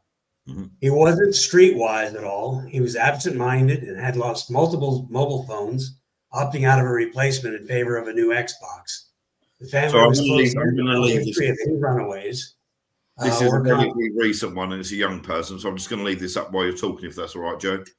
Yeah. In the weeks before, Andrew deviated from routine by walking home from school twice, a 4-mile trek, rather than taking the bus. But this was chalked up to teenage independence. The day of his disappearance, the morning started unusually. Andrew struggled to wake up and seemed irritable. At 8:05 a.m., he left home, dressed for school, headed toward his bus stop, where a neighbor saw him crossing Westfield Park. Instead of boarding the bus, he walked to the cash machine, withdrew 200 pounds, leaving 14 in his account, and returned home. He was captured on the neighbor's CCTV. There he changed into casual clothes, packed his satchel with his PSP, wallet, keys, and Oyster card, which was unused, placed his school uniform in the washing machine, and left his blazer on a chair. He skipped lunch money and left behind around $100 in savings along with his passport. So by 8:30 a.m., CCTV showed him walking down Littlemore Lane toward Doncaster Station. He bought a 31-pound 41-way advanced single ticket to King's Cross. The return would have cost just 50p more. Despite staff offering a cheaper option, 9:35 a.m., he boarded the train alone. A fellow passenger recalled the quiet, absorbed boy absorbed in his game. He arrived at King's Cross at 11:20 and was last confirmed on CCTV at 11:25, exiting the main concourse alone with a satchel over one shoulder. That evening, his school called about his absence, but the voicemail went to the wrong family. At 7 p.m., It's after about right. fruitless searches and calls to friends, his parents realized that he was gone. Police notified immediately, sparking panic, described by his sister Charlotte as complete panic. South Yorkshire police launched a missing persons inquiry, initially treating it as a potential runaway. Early efforts included neighborhood searches and leaflets. 3 days later, Doncaster ticket purchase led to London focus, with family distributing flyers near museums. Andrew loved his history and science exhibits. British Transport Police reviewed CCTV, identifying it at King's Cross with assistance from the South Yorkshire Police. Digital forensics cleared the online images, no email, social media, or PSP, Xbox accounts, school library, computers, all that kind of stuff was done. He was put up on the Missing People's Find Every Child campaign on billboards. Critics, including the family, faulted delays. CCTV footage beyond King's Cross wasn't reviewed promptly, and early suspicions fell on the parents, who were unlawfully interviewed without lawyers. The family was cleared quickly, though. Okay, signs and leads. Over 100 sightings emerged in the first year, most unverified. Pizza Hut on Oxford Street on the same day, 1 hour away. Covent Garden a week later. Parks in Southwark and Streatham. Even abroad in Wales and Plymouth. Wales and Plymouth are abroad? Interesting. Credible early sighting described as unique speech patterns, but police followed up with slow. In 2008, a man fled a police station. An anonymous letter mentioned a Shrewsbury sighting. There was an online chat that was going on about him, but there was nothing going on. So he was on an adventure or reinventing himself. They were thinking possibly. A single ticket suggests a bold solo trip, perhaps museums, metal concert, something, but why wouldn't he go back home then? Right? That's what I'm wondering. You said about that he liked history. Could it have been a case of, you know what, sod that. I know there's loads of museums in London. I'm going to go and... There's a couple of them, yeah. One or two, I noticed. See, looking at the map, Shrewsbury's a hell of a distance from London. Yeah, exactly. His vulnerability and London destination raised risks, of course. 2021 arrests, detailed below symptoms. A personal struggle, unspoken issues. You know, did he have sexuality things? Was he, whatever? Did he talk to somebody who said he could come down and stay with them? Blah, blah, blah. Things like that. Who knows? There's been, absolutely nothing to point to him. There's been no updates. What makes me wonder, you're saying about that London and things and that, is when you're saying that and possibility problems with sexuality or something like that, it makes me wonder. Dennis Nilsson would take people like in that situation that had gone to London and were selling favors, shall we say? Yep. So I was just having a look, and he said he liked heavy metal. I was having a look, and he had a Slipknot T-shirt on when he was last seen, but Slipknot didn't play London until the year after. So I was wondering if he'd gone to a Slipknot concert maybe, but they didn't play until the following year, unfortunately. Yeah, it's really hard to say, but it's just so much stuff going on, and then so many questions. So many questions going on. Yeah, so if anyone that's watching this now or watches this at a later date, if you have had any sightings of him or even could possibly be him, the number's on the screen, or get in touch with local police, because this is one that, because he's only just slightly older than my boy that's just had his birthday. So this one is really pulling at my heartstrings, this one. Yeah. There was an arrest, 2 arrests. 2 men, aged 38 and 45, held for kidnapping, human trafficking, and indecent images. Their devices were analyzed, but both were released in September 2023 as having no involvement. In September 2025, marking 18 years after he's missing, South Yorkshire Police issued a fresh appeal amid false online rumors, urging the public to submit verified tips, real stuff. Another, that age progressed photo. Did I put that in that mess? No. No, you didn't. No. Hold on a second. Let me pop it in. I think I've got one here. I could have sworn I put it in there. Here we go. Here's two possible, short hair and long hair. Yeah. But Bless them. there's no articles, highlights going on the anguish, no breakthroughs, despite the forensic evidence, photos and that kind of stuff. His bank account remains untouched. The 14 pounds he still had in there, nothing. So that's it. Yeah. There's 170,000 people every year reported missing in the UK. Jesus. I've got something interesting right here. I went in and I said, okay, show me kids missing in the past month. Mm. And it came up. Now I know there's probably a lot more than this, but I've got 5 right here, Yeah. November 2025.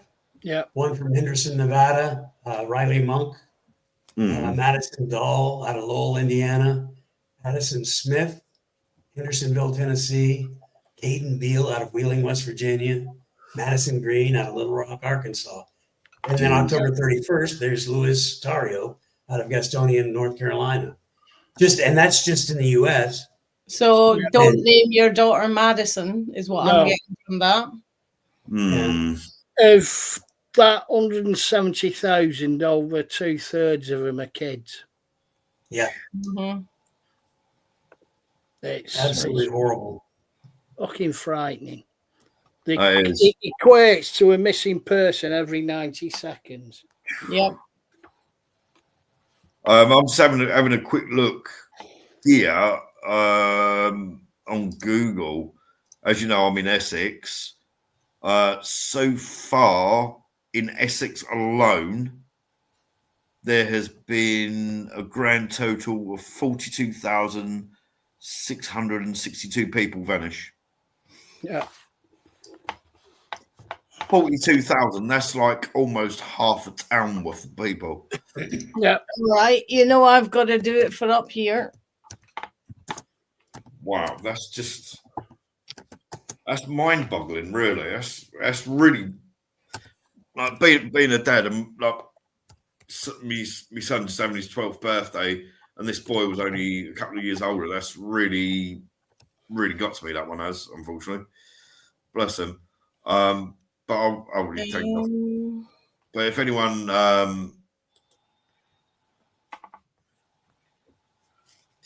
I got some more if you want. yeah, So my next one, I put some photos in. Did I? Oh, no, it's just one photo I've put down. So it's just the one photo I've got in here for this case. This is Kenneth George Jones. Oh, I know that name. In my studies. Detectives in Fife are carrying out a reinvestigation into the circumstances surrounding his disappearance in 1998. He was last seen aged 18 around 10:30 p.m. on Monday, the 2nd of November 1998, in the Ancram Court area of Glenrothes, basically leaving his house. Yeah. His family discovered he was missing the following morning and have not had any contact from him since.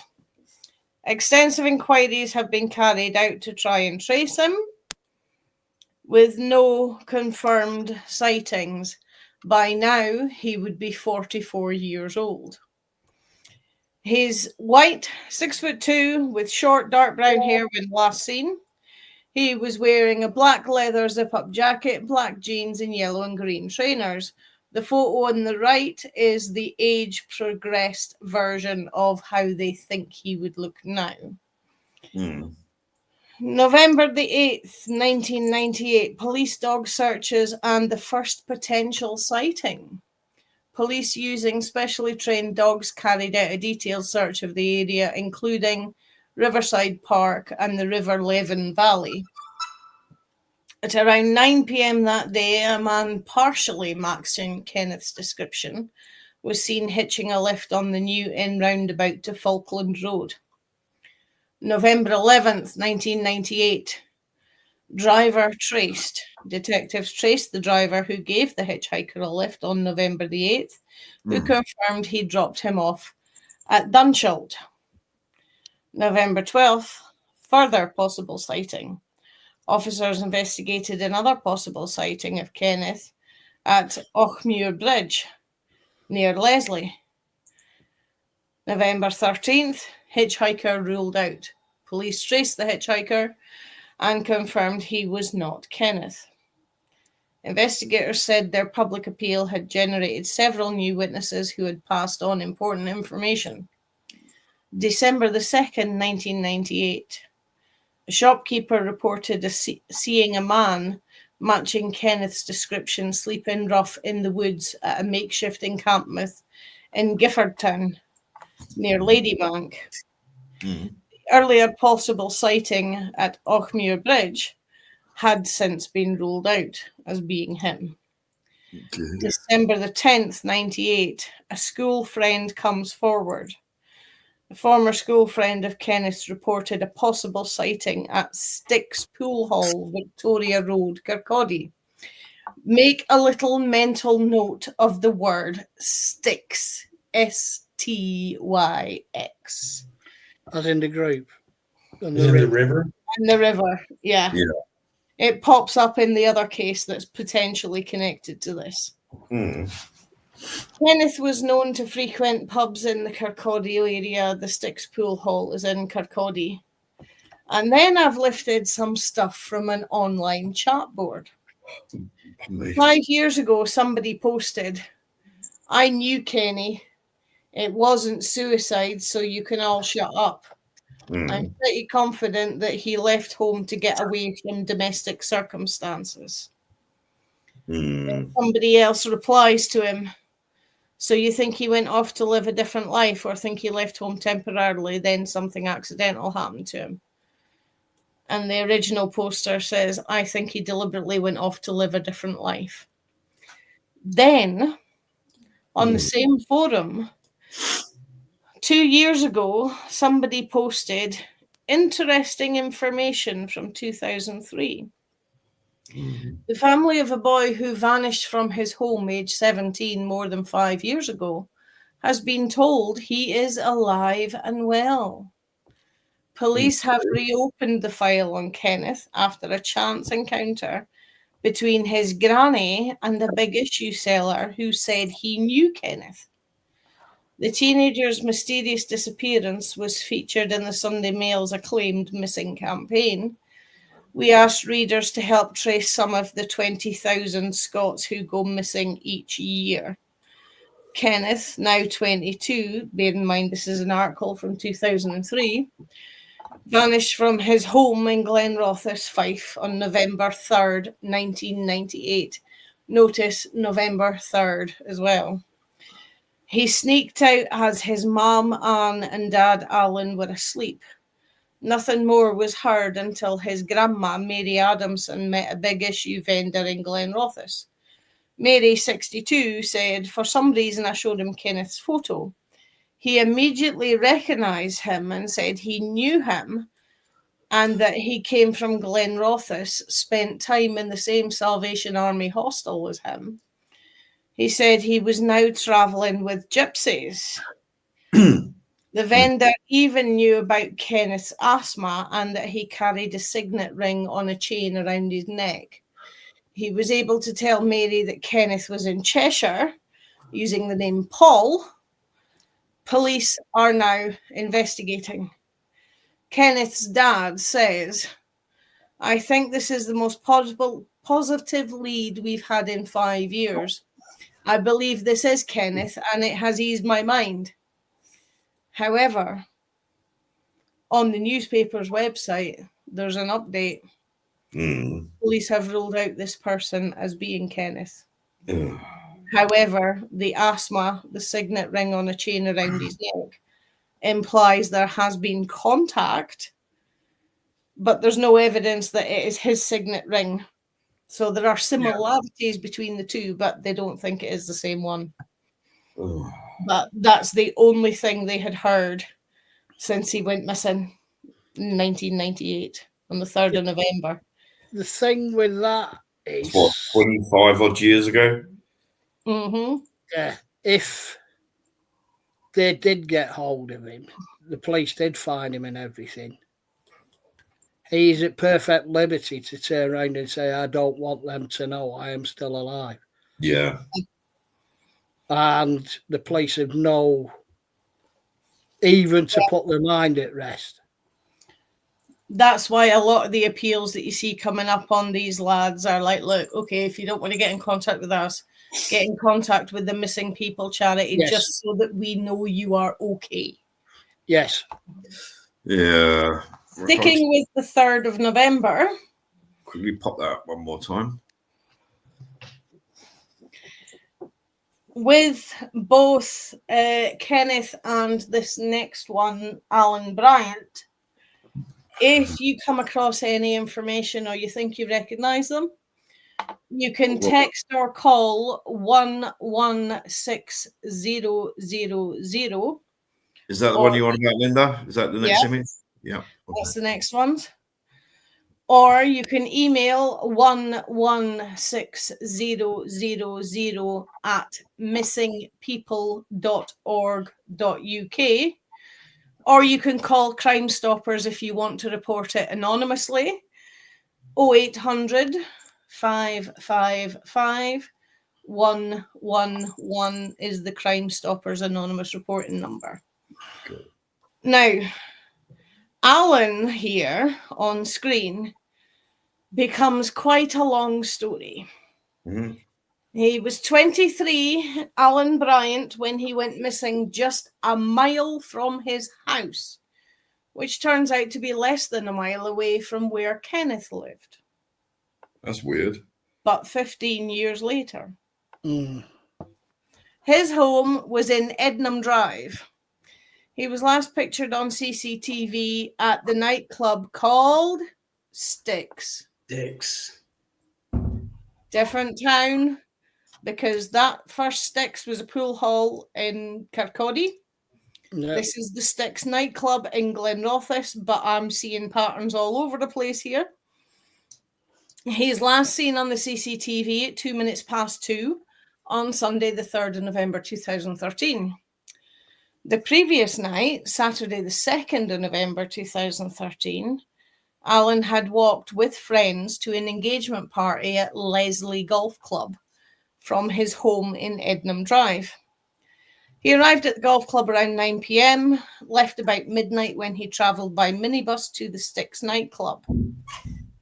Alan and the group arrived at Sticks shortly after, and he left the club, which is approximately a 1 mile walk away from his own house, at 2:02 a.m. I looked it up. It's less than a mile. It's 0.7 miles from his front door. Despite extensive searches and public appeals by Alan's family and police, he has not been seen or heard from since. Detectives are continuing to appeal for anyone with information to come forward. His dad said, now these are old interviews because it's obviously different times now. He said, 6 years ago, about this exact time, I went up to the nightclub where my son Alan was last seen, literally a week after he disappeared. The police promised my family an incident van would be there outside the nightclub to jog people's memories. I went up. I still apply my nose. I went up. There was no police presence at all. No incident van. I phoned 101. All of a sudden, 2 police cars turned up. I was told the incident van had broken down. I was lied to. The incident van was not there on the Friday either. I cannot forgive the police for this, as revelers' minds would have still been very fresh from the week before. This was a major lost opportunity for revelers to come forward with information on that night. Alan's father wants to track down a suspicious black van. Here is what he says in one of the press articles. Reading over various witness statements and files collected regarding his son's disappearance, Mr. Bryant Sr. recently came across the mention of a black van that until now had hitherto not been reported. Yeah. He said at least one person who was in the vicinity of the nightclub that night saw the vehicle circle the nightclub several times. It's a piece of evidence that I'm sure has never been explained and something that could just trigger somebody's memory from that night. An eyewitness... That would be something quite memorable, wouldn't it? Really, I would have thought. Yeah. I mean, I had a van circle me only 3 times back in 2009, but I can still tell you the regio plate and the paint job and how many people were in it. Yeah. An eyewitness said they saw the van circle the premises a number of occasions in the early hours of that morning as the club was emptying out. So who was driving it? What was it doing there? Was it just looking for an opportunity or someone in particular? Mr. Bryant Sr., the father, said the failure of the police to secure all available CCTV at the time has meant any footage of the van may have been lost. But he added the eyewitness account gives the family a glimmer of hope that someone else will remember it and come forward. By making the details of the van public, the hope is it will rekindle someone else's memory from that night. And then we go back to the same public forum. And somebody posted 5 years ago, I worked in Glenrothes the past 5 years and previously worked with Alan's sister around a year after his disappearance. It is truly heartbreaking. I don't think suicide is likely, but I have heard a lot of people saying that he likely fell in the water as there is a river nearby. I've only been to Styx once, however, and I'm not actually sure if the route passes the river. Another possibility is a fight broke out that went too far and it's been covered up. It could be likely as Glenrothes has a lot of rough areas. Then someone's replied to him, here is the course of the evening. Alan left his home at Ednan Drive shortly after 8 p.m. the previous night, Saturday 2nd. Walked with friends to an engagement party at Leslie Golf Club, arrived there at 9, left at midnight, when they travelled by minibus with a group from the party to the nightclub.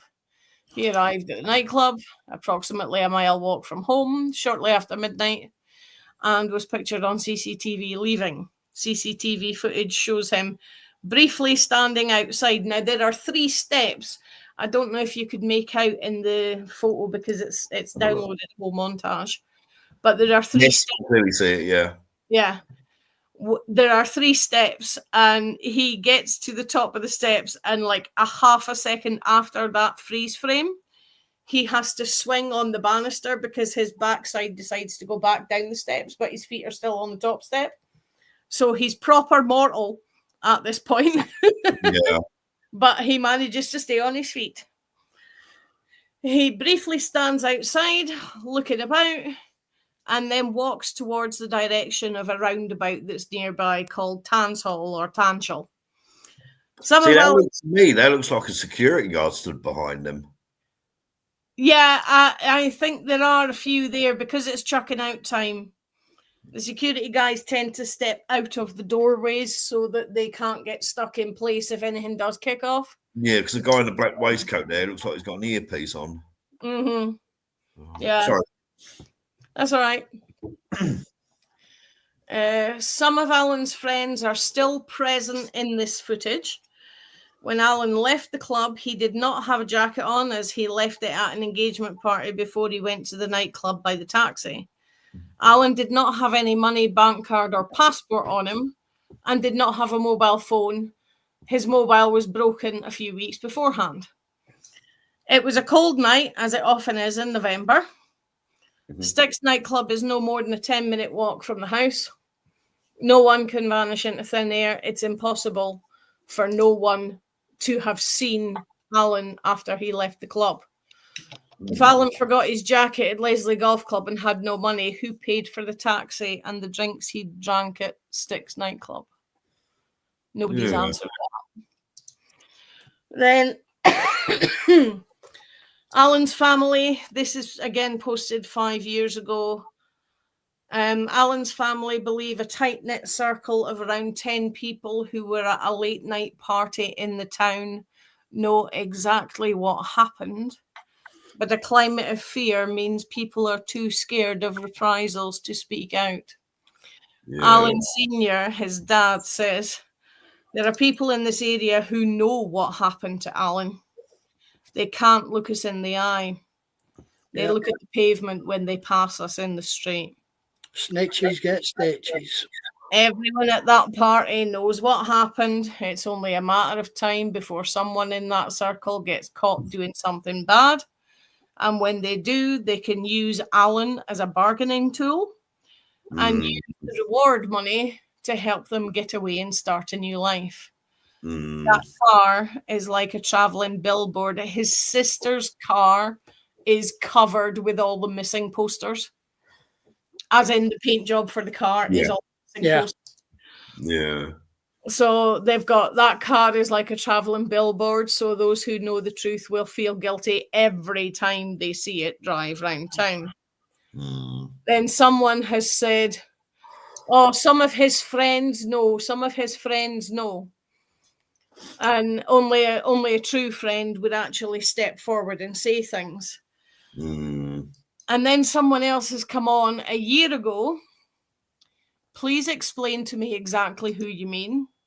I am one of Alan's good friends, and I've known him all my life. I want to know who are these people. I am one of the real friends that they won't let know what happened because they know I'd do something about it. Everyone that knew and knows are not real mates. His real friends were not out with him at the time, which also makes the whole situation very suspect. Yeah. And that's all I've got on him. But again, missingpeople.org.uk 116-000. You can phone, text, or email them if you have any information on either Kenneth or Alan. Both men went missing the 3rd of November. Kenneth in 1998, Alan in 2013. They both lived within a mile of each other. There's like 3 or 4 streets between the two of them. And where they both went missing was within a mile of each other. That's the only oddities I found. Was there any links between the two of them? Were they friends or anything? Or was it just... There's no links known apart from the fact that they lived in the very similar area. However, when Kenneth went missing, Alan would have only been 3. So he wouldn't have known him like friends. They probably weren't best of friends then. Yeah. Bestest buddies. So, because you've got an 18-year-old and a 3-year-old within a mile of each other, they probably, it might be a case that they recognized each other in passing, but that would be about it. All right. Because if an 18-year-old's good friends with a 3-year-old, other people are going to start talking about other things. I was gonna do a very well-known one called the Robot Grandma case, which I will do, but I'll just briefly go. What's this we got? This is one of mine. Ooh. This is the Green Mac, girl in the Green Mac. Little girl who disappeared in Farnworth, which is my neck of the wood. That photo you can see, the blue dot, blue circle at the bottom, is where I grew up. Blimey. I know McDonald Avenue very well. I used to do a milk round on there. Used to do a milk round all round there. It's only about quarter of a mile, half a mile tops from where I grew up. Little girl, age 6, 1944, disappeared 18th of August 1944. Last seen leaving her school at 4 o'clock, presumably on her way home. She was seen allegedly talking to a man outside a bakery, and other people have stated that she was seen sat on the crossbar of his bike. Someone is alleged to have spoken to them and spoke to him, and when she was asked, she told her friends that she was going with him. Parents believed that she must have known the guy very, very well. Or was it the case of what they used to say to us in our sort of generation of, oh, I've got a puppy, do you want to see it? Possibly. But in those days, it was drilled into people that you don't talk to strangers. Very much so. She was apparently a very, very shy young girl. Didn't like talking to people full stop. Even if she knew them very well, she was very reticent. The guy was described as being well-dressed, clean-shaven, male of slim build between the age of 25 and 30. A man was actually arrested at one point, or certainly brought in for questioning. On the night she went missing, he was seen digging his garden late at night. Guy called Richard Ryan.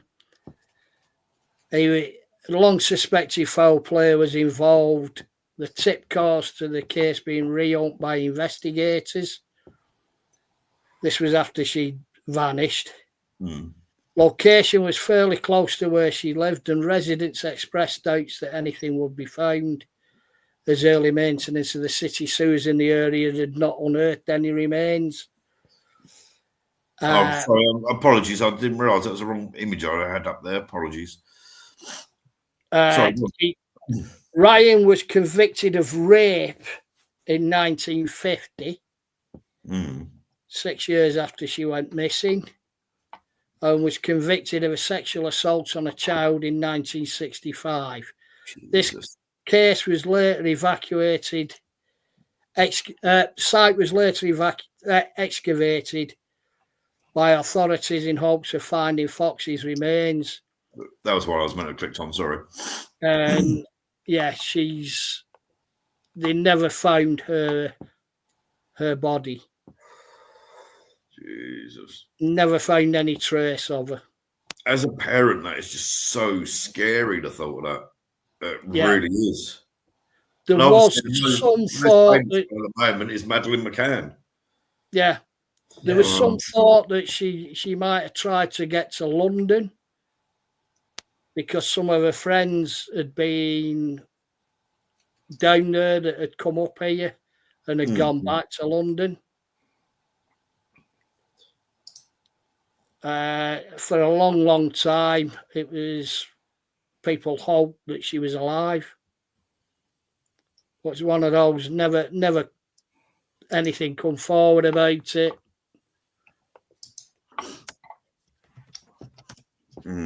It's, I don't know. Like I said, the guy digging in his garden, they turned his garden over. There was no human remains, no trace of anything of her. Just vanished into thin air. At 6 years old, would she really try to get to London at 6 years old on her own? No. I don't believe it. She might have talked about going seeing her friends. No. So someone would mention it. Yes. Someone would notice that. Yeah. If whoever took her was a friend of the family and had heard her talking about going to London, he could well have used that as a means of luring her away. Get her The in the guy car. was, go see my friends. Yeah. yeah, the guy, she was seen on her walking with him. That's definitely a weird one. That one is. Yeah, seen walking with him, seen on the handlebar of his bike. 1944. So Yeah. 80 likely years ago. even if the worst hadn't happened to her, 1944, likelihood she wouldn't be alive now anyway. Or if she would she be what? She'd be 90, 87. No, she'd be 87. Yeah. He could be alive. Yeah, she could still be alive. Age-wise, potentially she could still be alive, but no, I can't. Yeah, but it's one of those that, like I said, that happened half a mile from where I grew up. Jesus Christ almighty. And there are still foxes in the area. So Jesus. Right, knowing that area, I don't know what it was like then, but I do know what it's like now. Yeah. Newbury, Farnworth is a rough area. Yeah.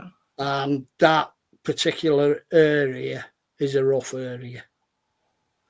It could quite easily have been a local guy. I mean, this guy, Richard Ryan, done for rape, done for sexual assault.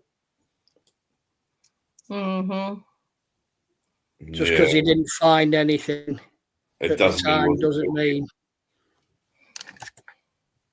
Yeah. But they searched all the Anderson shelters, they searched all the obvious places, but there was never any trace of her found. That is absolutely heartbreaking. That really is. Right, this one. I wasn't going to actually do this one. It was only because Linda brought up the story that she was doing that I thought I'd mention this one. This is right. Brian Schaefer. Last seen on March the 31st at 2006 after walking into a nightclub called the Ugly Tuna in Columbus, Ohio. He's never been seen or anything since. There's, as you can see on the right-hand, is it the right-hand side? Sorry, I've got the screen up. Yeah, on the right-hand side, there's an image of him chatting to people just before he walked in. The nightclub is weirdly set up. It doesn't have a cellar. It has a back room where they store everything. And to take all the barrels in and things, you have to literally go through the club. There is literally only one entrance to the place. There's no hidden doors. There's no back door. There's no cellar door or anything like that. Investigation said that he went in there with some friends. He went back in because he'd forgotten his coat. His friends left without him, and he's never been seen since. There's been no video footage on street cameras. There was no video footage of him leaving the club. So yeah, it's just a very quick one. It was really, really strange.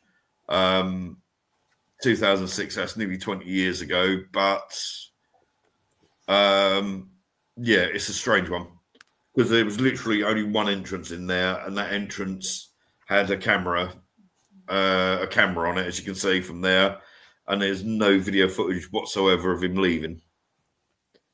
So some have suggested possibly he got murdered and he's somewhere hidden within the nightclub. We don't know. Nobody knows. So, but yeah, it's a definitely strange one, that one. But the one I was going to actually do, it was only because I said Linda mentioned the case with that young lad that I brought that one up, because it just reminded me, because it's such a similar case that there's video footage of them entering and then nothing. No sign, nothing. There's been no wallet seen, no clothes found or anything.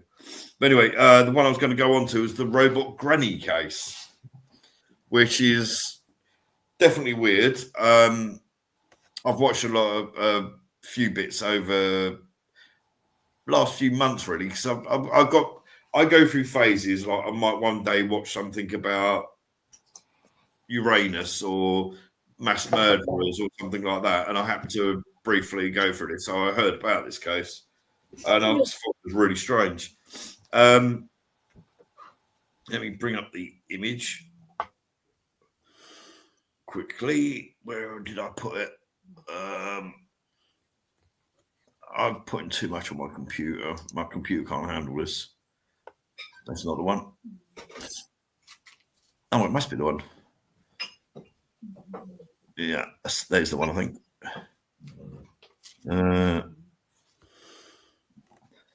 Right, I think that's the right one. Mount Shasta. Right, Mount Shasta. For years, there's been a story, but with very little verified information. And over a decade since the incident, a little more has been known. A little boy, aged 3 years old, only known as John Doe, went missing from the Fowler campground on Friday, September the 2nd, 2011. The boy had been playing near the McLeod River with his sister and some other children that were in the area. The family searched for roughly 15 minutes before 7:30 p.m. called in 911. Within 45 minutes of the 911 call, over 100 people were out searching for the boy. During the search, the police were forced to confiscate a firearm from the boy's father, as the mother said she feared that the father would use it on himself because he was worried. He kept yelling that his son was dead. A couple of hours into the search, a child's footprints were found in the soft mud near a creek nearby. There was no indication of what direction they went, but police reports state that the shoes were on the wrong feet. Now, anyone that had kids and that they're learning at 3 years old, a 3-year-old will get the shoes on the wrong way. Yeah. Mine are 9, 10 and 12, and they still do it at times. Diana got 2 left feet. 2 totally different shoes. I remember when CJ was in nursery, we had to put him in a nursery. It was about a 10-minute walk away from where we lived. And I had these boots I bought when I was 16 that I always wore. And I'd also decided to treat myself to a pair of slip-on shoes. I walked him to nursery, walked back, done a bit of housework, done a bit of gardening, went back and got him, and came back. And Heidi went, "Have you noticed something wrong?" I went, "What?" I'd actually put one of these boots, which is like mid calf, on my right foot, and a dress shoe on my left foot, and I've been walking up and down the street with it. So, and I was only in my late 30s then. So this kind of thing where the locals phone the psych ward and go, "Hi, have you lost somebody?" Yeah. I did it going out for a night out with the lads. I got in a taxi, got into town, and as I stepped out the taxi, I thought, walking down to where I was meeting them, I thought, my feet are comfy. I looked down, I still got my slippers on. I've done that several times here.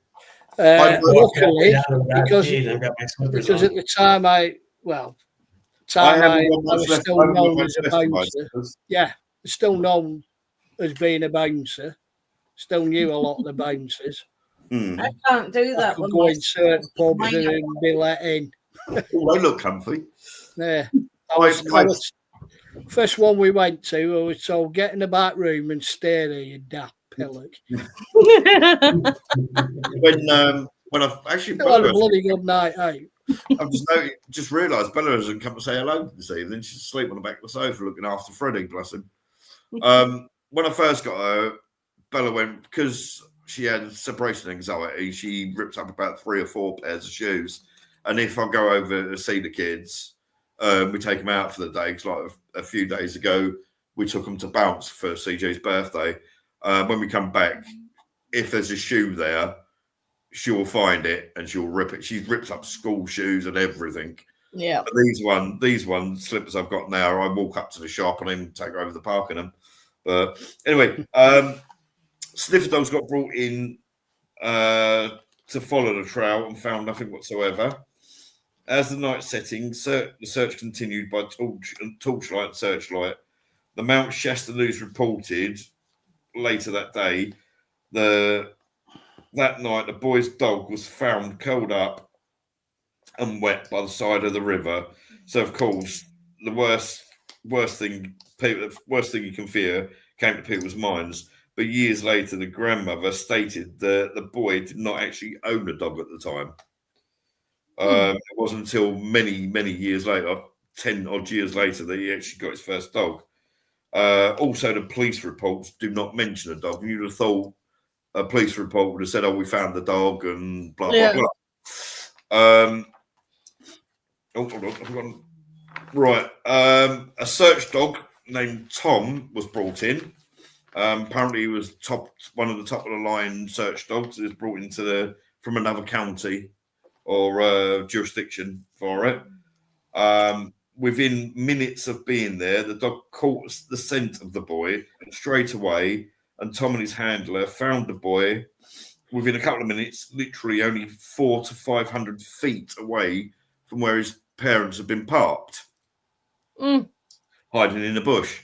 The boy was shaken and cold and dirty and was finally reunited with his family.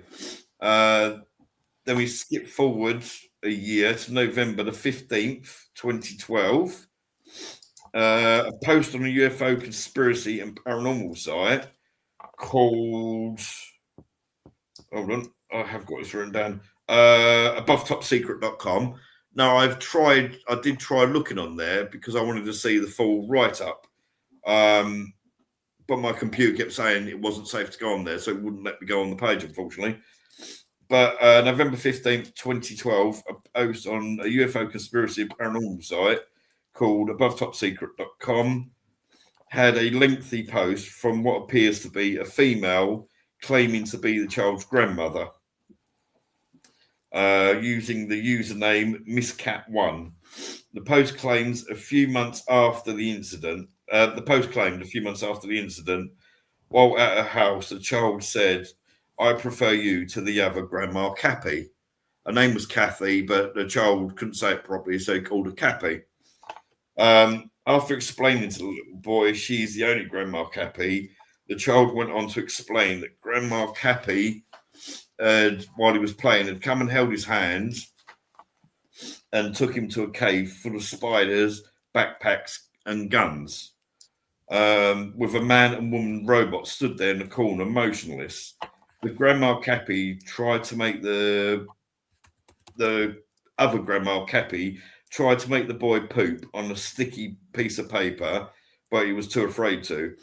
The boy then went on to claim a hole appeared above him and a ladder came down, and Grandma Cappy shone like metal before climbing up the ladder. When she returned, she took him to the bush where he was later found, with the strict instructions to stay there till someone with a dog came along to get him. And obviously, this dog Tom and his owner. It did say the handler's name, but I could not find the spelling for it, so I've left that out. The post then went on to say that she phoned her son to ask what the fuck was going on, but the son had said that the boy had said exactly the same story to him several times, but he put it down to the boy just playing a game or making up a story.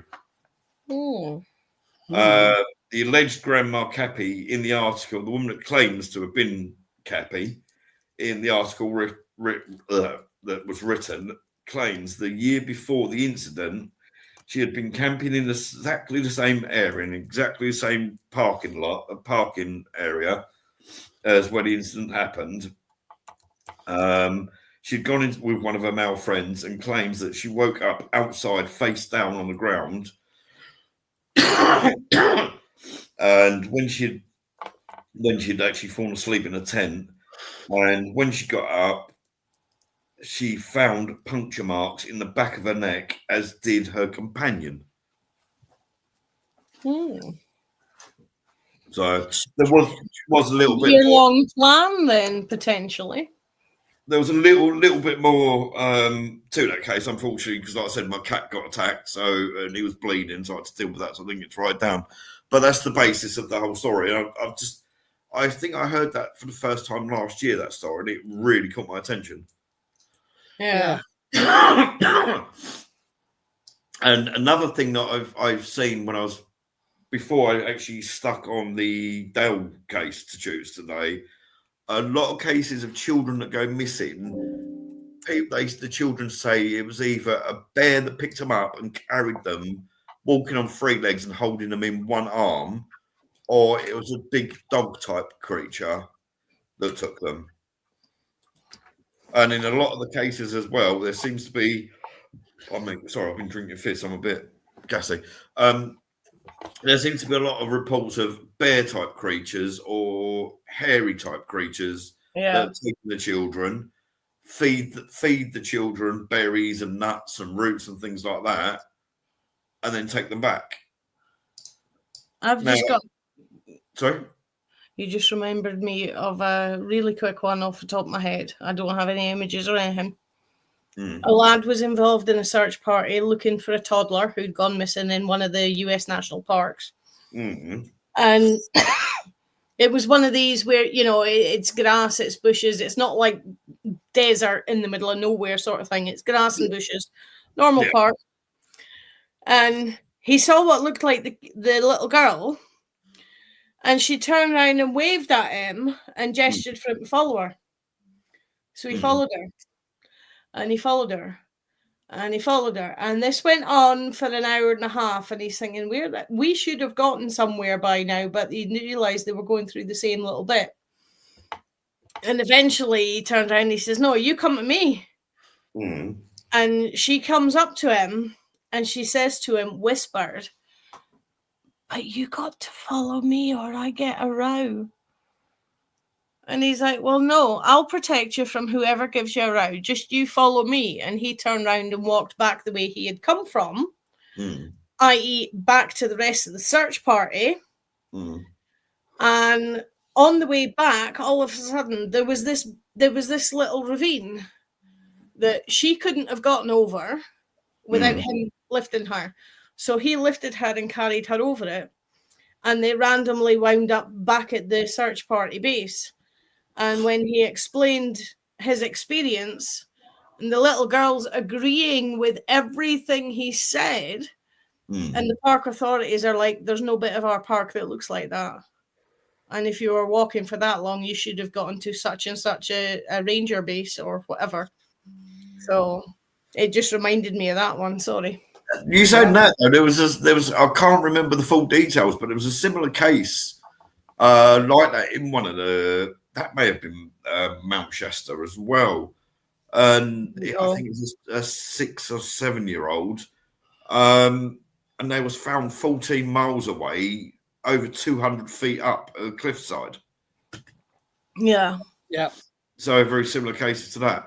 However, though, that being said, a lot of these cases that are put out like that the child was found 200 feet up a cliff's edge or found down the bottom of a ravine and said that people said they'd seen him being carried away and things like that. A lot of them have come from David Paulides. And there's always been iffiness about him, but especially 2024 and 2025, there's a lot coming out that the stories he said are nothing but bullshit. I had never heard of him until we decided we were doing this. And I did a search on him today. And I saw this thing about missing people from Edinburgh. And it was an hour-long video. And when he started talking about the missing people from Edinburgh, which is actually nowhere near Edinburgh where they were. Last 3 minutes. 38 minutes into a 58-minute long video, and he did 12 minutes on them and then was rambling on about fan mail and crap. I'd never heard of him, and on what I found today, I will never watch him. No, quite a bit of what I read up on him. People complaining about him, members of the family of these people who've gone missing. Stating that they try to... He's taken half a sentence Yeah. and try to make a lot more out of it with than the there was. excuse for his American viewers that he can't get full access online. Yes. And Everything I've done tonight has come from online and mostly off of the police website. Yeah. They've tried to change their statements, tried to change it for the facts, and he's totally blanked him and refused to. Yeah. He's deliberately, actually say that. He deliberately missed out information as well. Yeah. So, I've also heard that some of the story, how true it is, I don't know. You know, it's only hearsay, obviously. Yeah. But some of the stories I've heard, the locations are completely different to what the actual incident happened in as well. Yeah. Because that video I found said they were all in Edinburgh, and it's the first two that I did. Kenneth and Alan. 16 books on it. Yeah. If you look at the size of England compared with the size of America, Edinburgh, Glasgow is nearly Edinburgh. Yeah. Yeah. Glenrothes is across the water from Edinburgh. Or, as he says, across the Gulf. Yeah, well, like I say, if you look at it, it's... Oh, yeah, okay. Yeah, we can it's nothing. It's that much on a map. Yeah. There's some states in America that literally the whole of England, Ireland, Scotland, and Wales can fit into. Yeah. So right. So we got this one, the Sodder children. Yeah. Oh, I do know this case. Yes, actually, yeah. I remember this one too. On Christmas Eve, 1945, 5 of the 10 Sodder children vanished after their home in Fayetteville, West Virginia, burned down. Yep. No human remains were ever found in the remains of the house. There were a few pieces of bone produced during the investigation, which the Smithsonian said these few pieces of bone came with some dirt that had been dumped on the site to make it look like. The 5 that disappeared. I'd actually heard that it might have possibly even been a bit of bone that somebody had given their dog. Yes, that was the big piece, yeah. The missing ones are Maurice, aged 14, Martha Lee, aged 12, Louis, aged 10, Jenny Irene, aged 8, and Betty Dolly, aged 5. Circumstances and suspicion. George and Jenny, along with 4 of their children, it should be 5, escaped the fire, but a number of strange occurrences surrounding the event led them to doubt the official finding of an accidental electrical fire.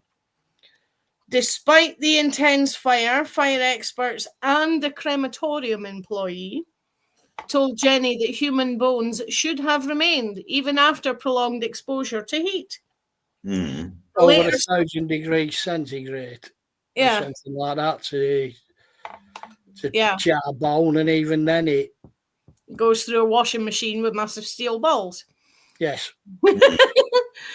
A later search in the basement where the children had slept yielded only a few bone fragments, and these were identified as coming from dirt that was brought into the site, and these were not the children's remains. The family's 2 coal trucks, which George attempted to use to haul water, failed to start despite working perfectly the day before.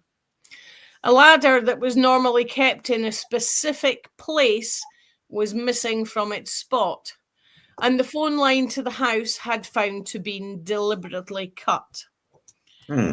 Weeks before the fire, an insurance salesman who George rebuffed warned that his house would go up in smoke and his children would be destroyed, allegedly due to George's outspoken criticism of Italian dictator Benito Mussolini. Benito Mussolini, yes. The same man served. There was a lot of talk at the time of it being mafia. And it wasn't an insurance, it was protection. The same insurance salesman served on the coroner's jury that ruled the fire was an accident. Oh. Vicious much. Several people reported seeing the children after the fire. One woman claimed she saw them peering from a passing car as the house burned. Another woman at a rest stop 50 miles away claimed to have served them breakfast the next morning. The Sodders hired a private investigator who uncovered more rumors and suspicious actions by local officials, including the fire chief burying fresh beef liver to pass it off as a human organ to satisfy the family. The FBI declined to investigate unless local authorities requested help, which they never did. Convinced their children had been kidnapped, the Sodders never rebuilt the house. Instead, they turned the site into a memorial garden and erected a large billboard on State Route 16 with pictures of the missing children and a reward offer. The billboard remained standing for decades until shortly after Jenny's death in 1989. In the late 1960s, the family received a cryptic photograph in the mail of a young man that Jenny believed to be their son Louis as an adult, but the lead went nowhere. The case remains unsolved to this day, with theories ranging from death in the fire due to poor investigation, kidnapping potentially linked to the mafia. The last surviving Sodder child, Sylvia, died in 2021. Oh, quite recently then. The family's grandchildren continue to seek answers. There's still an active website and everything where they're looking for the rest of their family. So just like a brief photo of the one of the boys and the supposed adult that he turned into. That one. Yeah, that's it. So I'm listening along while you Lynn's saying about this. Yeah, there's definitely got here. It says during the fire, George. Sorry, my eyesight's getting so bad. I'm gonna have to put these on again. During the fire, George and Jenny or Jeannie and 4 of the 9 children, it says here, escaped. The bodies of the other 5, so that's like 14 children altogether. No, I think it's 10. But a lot of reports say that it's them 2 and 4 survived and 5 disappeared. And it's like, okay, is it 10 or 9? Yeah.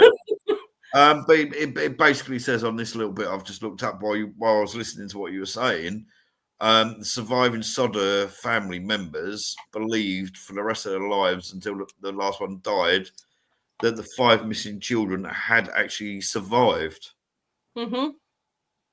Yeah. The common theory is that they were kidnapped as a result of him turning down the insurance boy and being very vocal against Mussolini and people like him, because there was a few in the town where he lived that were Mussolini supporters, which sounds almost stupid nowadays, but you know, there's no accounting for taste, not in the 40s. No. Well, I mean, looked at some of the history. I was watching a program today. You can understand to a degree where they were coming from and why. But yeah, the billboard was there until late 1989. They just put the billboard up, the picture of it. Right, so is that one? Oh, there we go. And that stood there for a long time, yeah? Yeah. Jesus. Yeah. From about late 45, early 46, up to 1989. Christ. Just having a quick look. I briefly looked up that sort of children, and there was a tagline that a drop down that caught my attention. Apparently, the longest case of a missing child found alive is most likely to be Luis Armando Albino, who was kidnapped from Oakland, California in 1951 at the age of 6 and was discovered living on the East Coast more than 73 years later. I've saw one. If you're into movies, there's a movie called I Know My Name is Stephen. Yes. Yep. That's an excellent. That is a fantastic movie, and it is done from the child's point of view. He doesn't really know what's happened, but he knows the one he calls Mom is not Mom, and he knows his name is Stephen. And when he escapes, when he's about 16, 17, he literally goes up to the police and he's like, I know my name is Stephen, but that's all I know. And they eventually tracked his family and everything. So, and I thought it's a really good movie, but you do need your tissues. You're gonna need. Yeah, it's a good movie. It's gonna make you cry. So yeah. Well, with the Sodor case, they just reading a bit now. A bus driver had passed through the village on Christmas Eve. Said he'd seen people throwing balls of fire at the house. Ooh. And a few months later, when the snow had melted, Sylvia found a small, hard, dark green rubber-like object in the bush nearby. George, recalling his wife's account of a loud thump on the roof before the fire, said it looked like a pineapple bomb or a hand grenade. Hand grenade. Jesus. The family later claimed that, contrary to the fire marshal's conclusion, the fire had started on the roof, although by then there was no way of proving it because the place had burnt down. Yeah. We've got 2 pictures here that somebody's posted. That's me again. It's 2 very quick ones. So this is Alice Byrne, who's 28 years old. The police did house to house and CCTV, etc. Alice was last seen leaving her friend's flat in Marlborough Street, Edinburgh, on the morning of Saturday, the 1st of January, 2022, and walking towards the promenade and beach area because there was a party at the beach. The guy with the scarf, in the other photo. Sorry, I had to move my mouse because the dog's decided to jump up. I'm taking my hands. Yeah. This is Dean Connor, who also went missing the same day in the same place. Weird. He was last seen in the Lynx Avenue, which is a different approach heading to the promenade area town. So if this is the promenade here, she's up here and he's up here. They're both going to the same place for a beach party for Hogmanay, basically. If you just woke it up. Oh, lovely. Sneeze in my face. CCTV footage of Dean shows that shortly before he went missing, he was wearing a black hooded top, black jogging bottoms, and white trainers. They have found no trace of either of the 2 of them. They both disappeared, same place, the exact same day, except one of them disappeared about 5 p.m. at night, and the other one was noticed missing at 8 o'clock in the morning. So both gone missing the same time. One of the things I saw was officers' inquiries have subsequently indicated that Alice entered the water alone on the morning she went missing. But I can't find another source to back that up. But that did come from the Police Scotland website, so I kind of have to believe that. Yeah. It was just the same place, same time. They were going to the same place, probably for the same party, but neither one knew each other. and they've both vanished without trace. There's been no clothing, no phone, no keys, no nothing for either of them. So that's true. And the fact is, if somebody has gone missing like that and they've just want to disappear, unless they change their phone or their SIM card, or they had literally hundreds of thousands of pounds in their wallets, you know, there should be some kind of trace, like from you know, even if it's just buying a Mars bar in a local petrol station. Mm-hmm. And in all these cases, I was paying cash. I've got to be honest. I mean, both of them were walking. She would have been walking, say, 1.5 miles, and he would have been walking 1 mile. Both going to the same location from different approaches. Mm. And How both, old is he? he's in his 30s, and she's 28. So they're very, very close to their same ages as well. So they're not My starry-eyed first kids was, who get distracted. Yeah. My first thought was maybe it was an elopement, but reading up on things, and I really don't think it was an elopement. Abduction, maybe he took her, or she was involved in taking him. Could be. Did you say the party was on a pier? Sorry? Did you say a party was on a pier? The party was on a beach just off the promenade area of Edinburgh.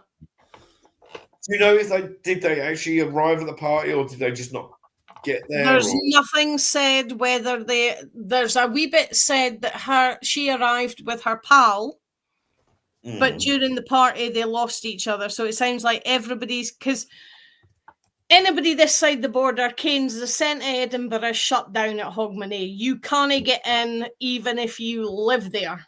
Yeah. For the big Hogmanay party. So the locals probably have their big party down the beach, away from all the tourists. So, and I think that's what's happened. But there's no record of whether he actually got to the party or not. It was just he was last seen on the promenade area.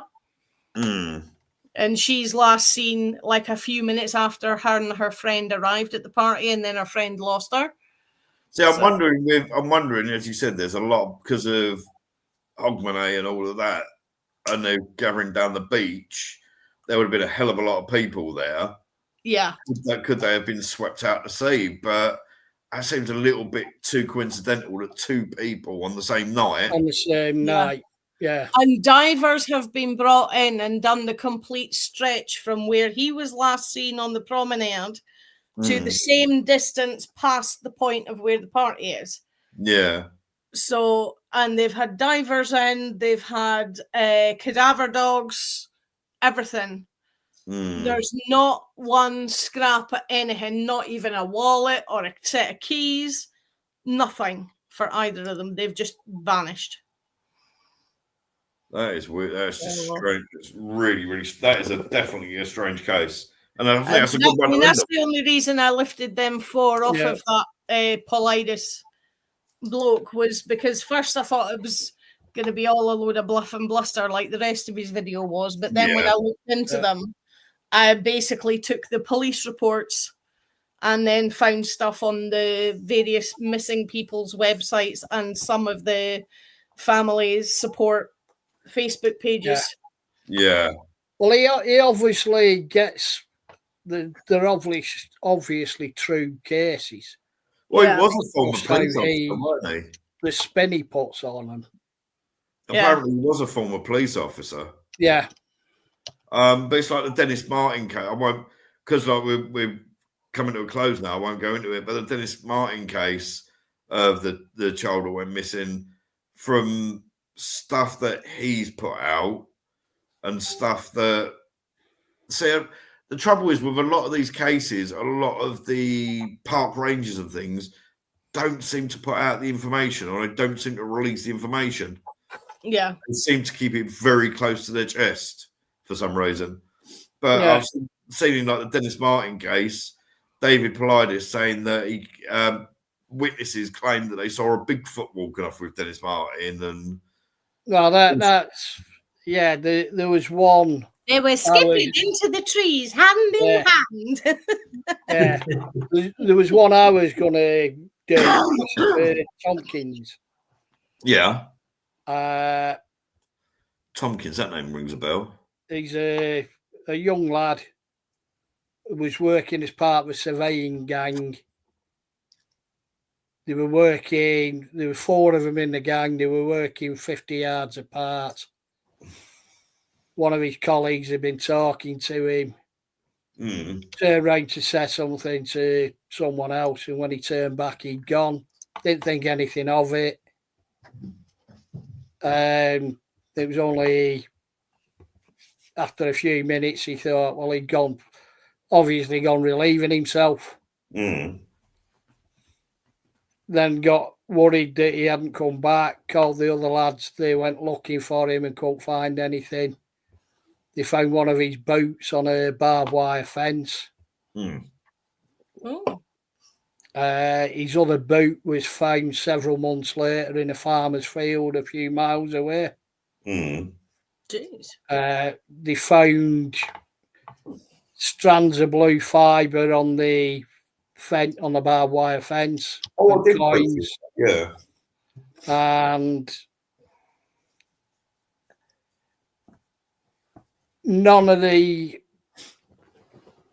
co-workers were ever suspects, apparently. I think they actually put them through polygraph tests as well, if I remember rightly. Well, one of them... Polygraphs have been proven since. This was in Georgia. It was in 2002. The lad was a black lad who was allegedly seeing one of his co-workers' daughters. Although not theories have been put forward that it was a cover-up, the co-workers knew full well what had happened to him, and so did the police. Georgia in that at the time, racist connotations and all the rest of it. There's all that was put forward since. Police closed it. Bear in mind that nothing's ever been found apart from his boots and small change in that he threads out of his pants. Why would he? Police closed it, saying that he's likely walked off and started a new life somewhere with no boots. Yeah. All the usual bloody stories coming out after it. He was abducted by aliens. It was Bigfoot. It was a cougar or something, a mountain lion that came down and got him. He was kidnapped by hillbillies. And on the website I was looking at, quite a few people saying that I'm a surveyor in that area, and it still is very much redneck country. Even today, and the last report was about 6 months ago. And this guy bear in mind, this was in 2002, saying that he's been going on land to do a survey of the land, and he's had people threatening him with a gun. Yeah. And if he'd been black, he was under no doubts he'd have just been shot. Yep. There was a case very similar. I didn't get to watch it, unfortunately. I started watching it briefly, but there was a young black guy. I believe, if I remember right, it was someone like Channel 4 that he worked for. It was a newbie there. People didn't really know him. He tended to keep to himself, and in them sort of situations, if you keep to yourself, people are like, oh, why is he keeping to himself? What's he hiding? Yeah, he's a weirdo. He's a weirdo. He got all that usual sort of thing. They was setting up. I don't know. Can't remember if it was. This was over in America, but I don't remember if it was a documentary or part of a Channel 4 film they were doing.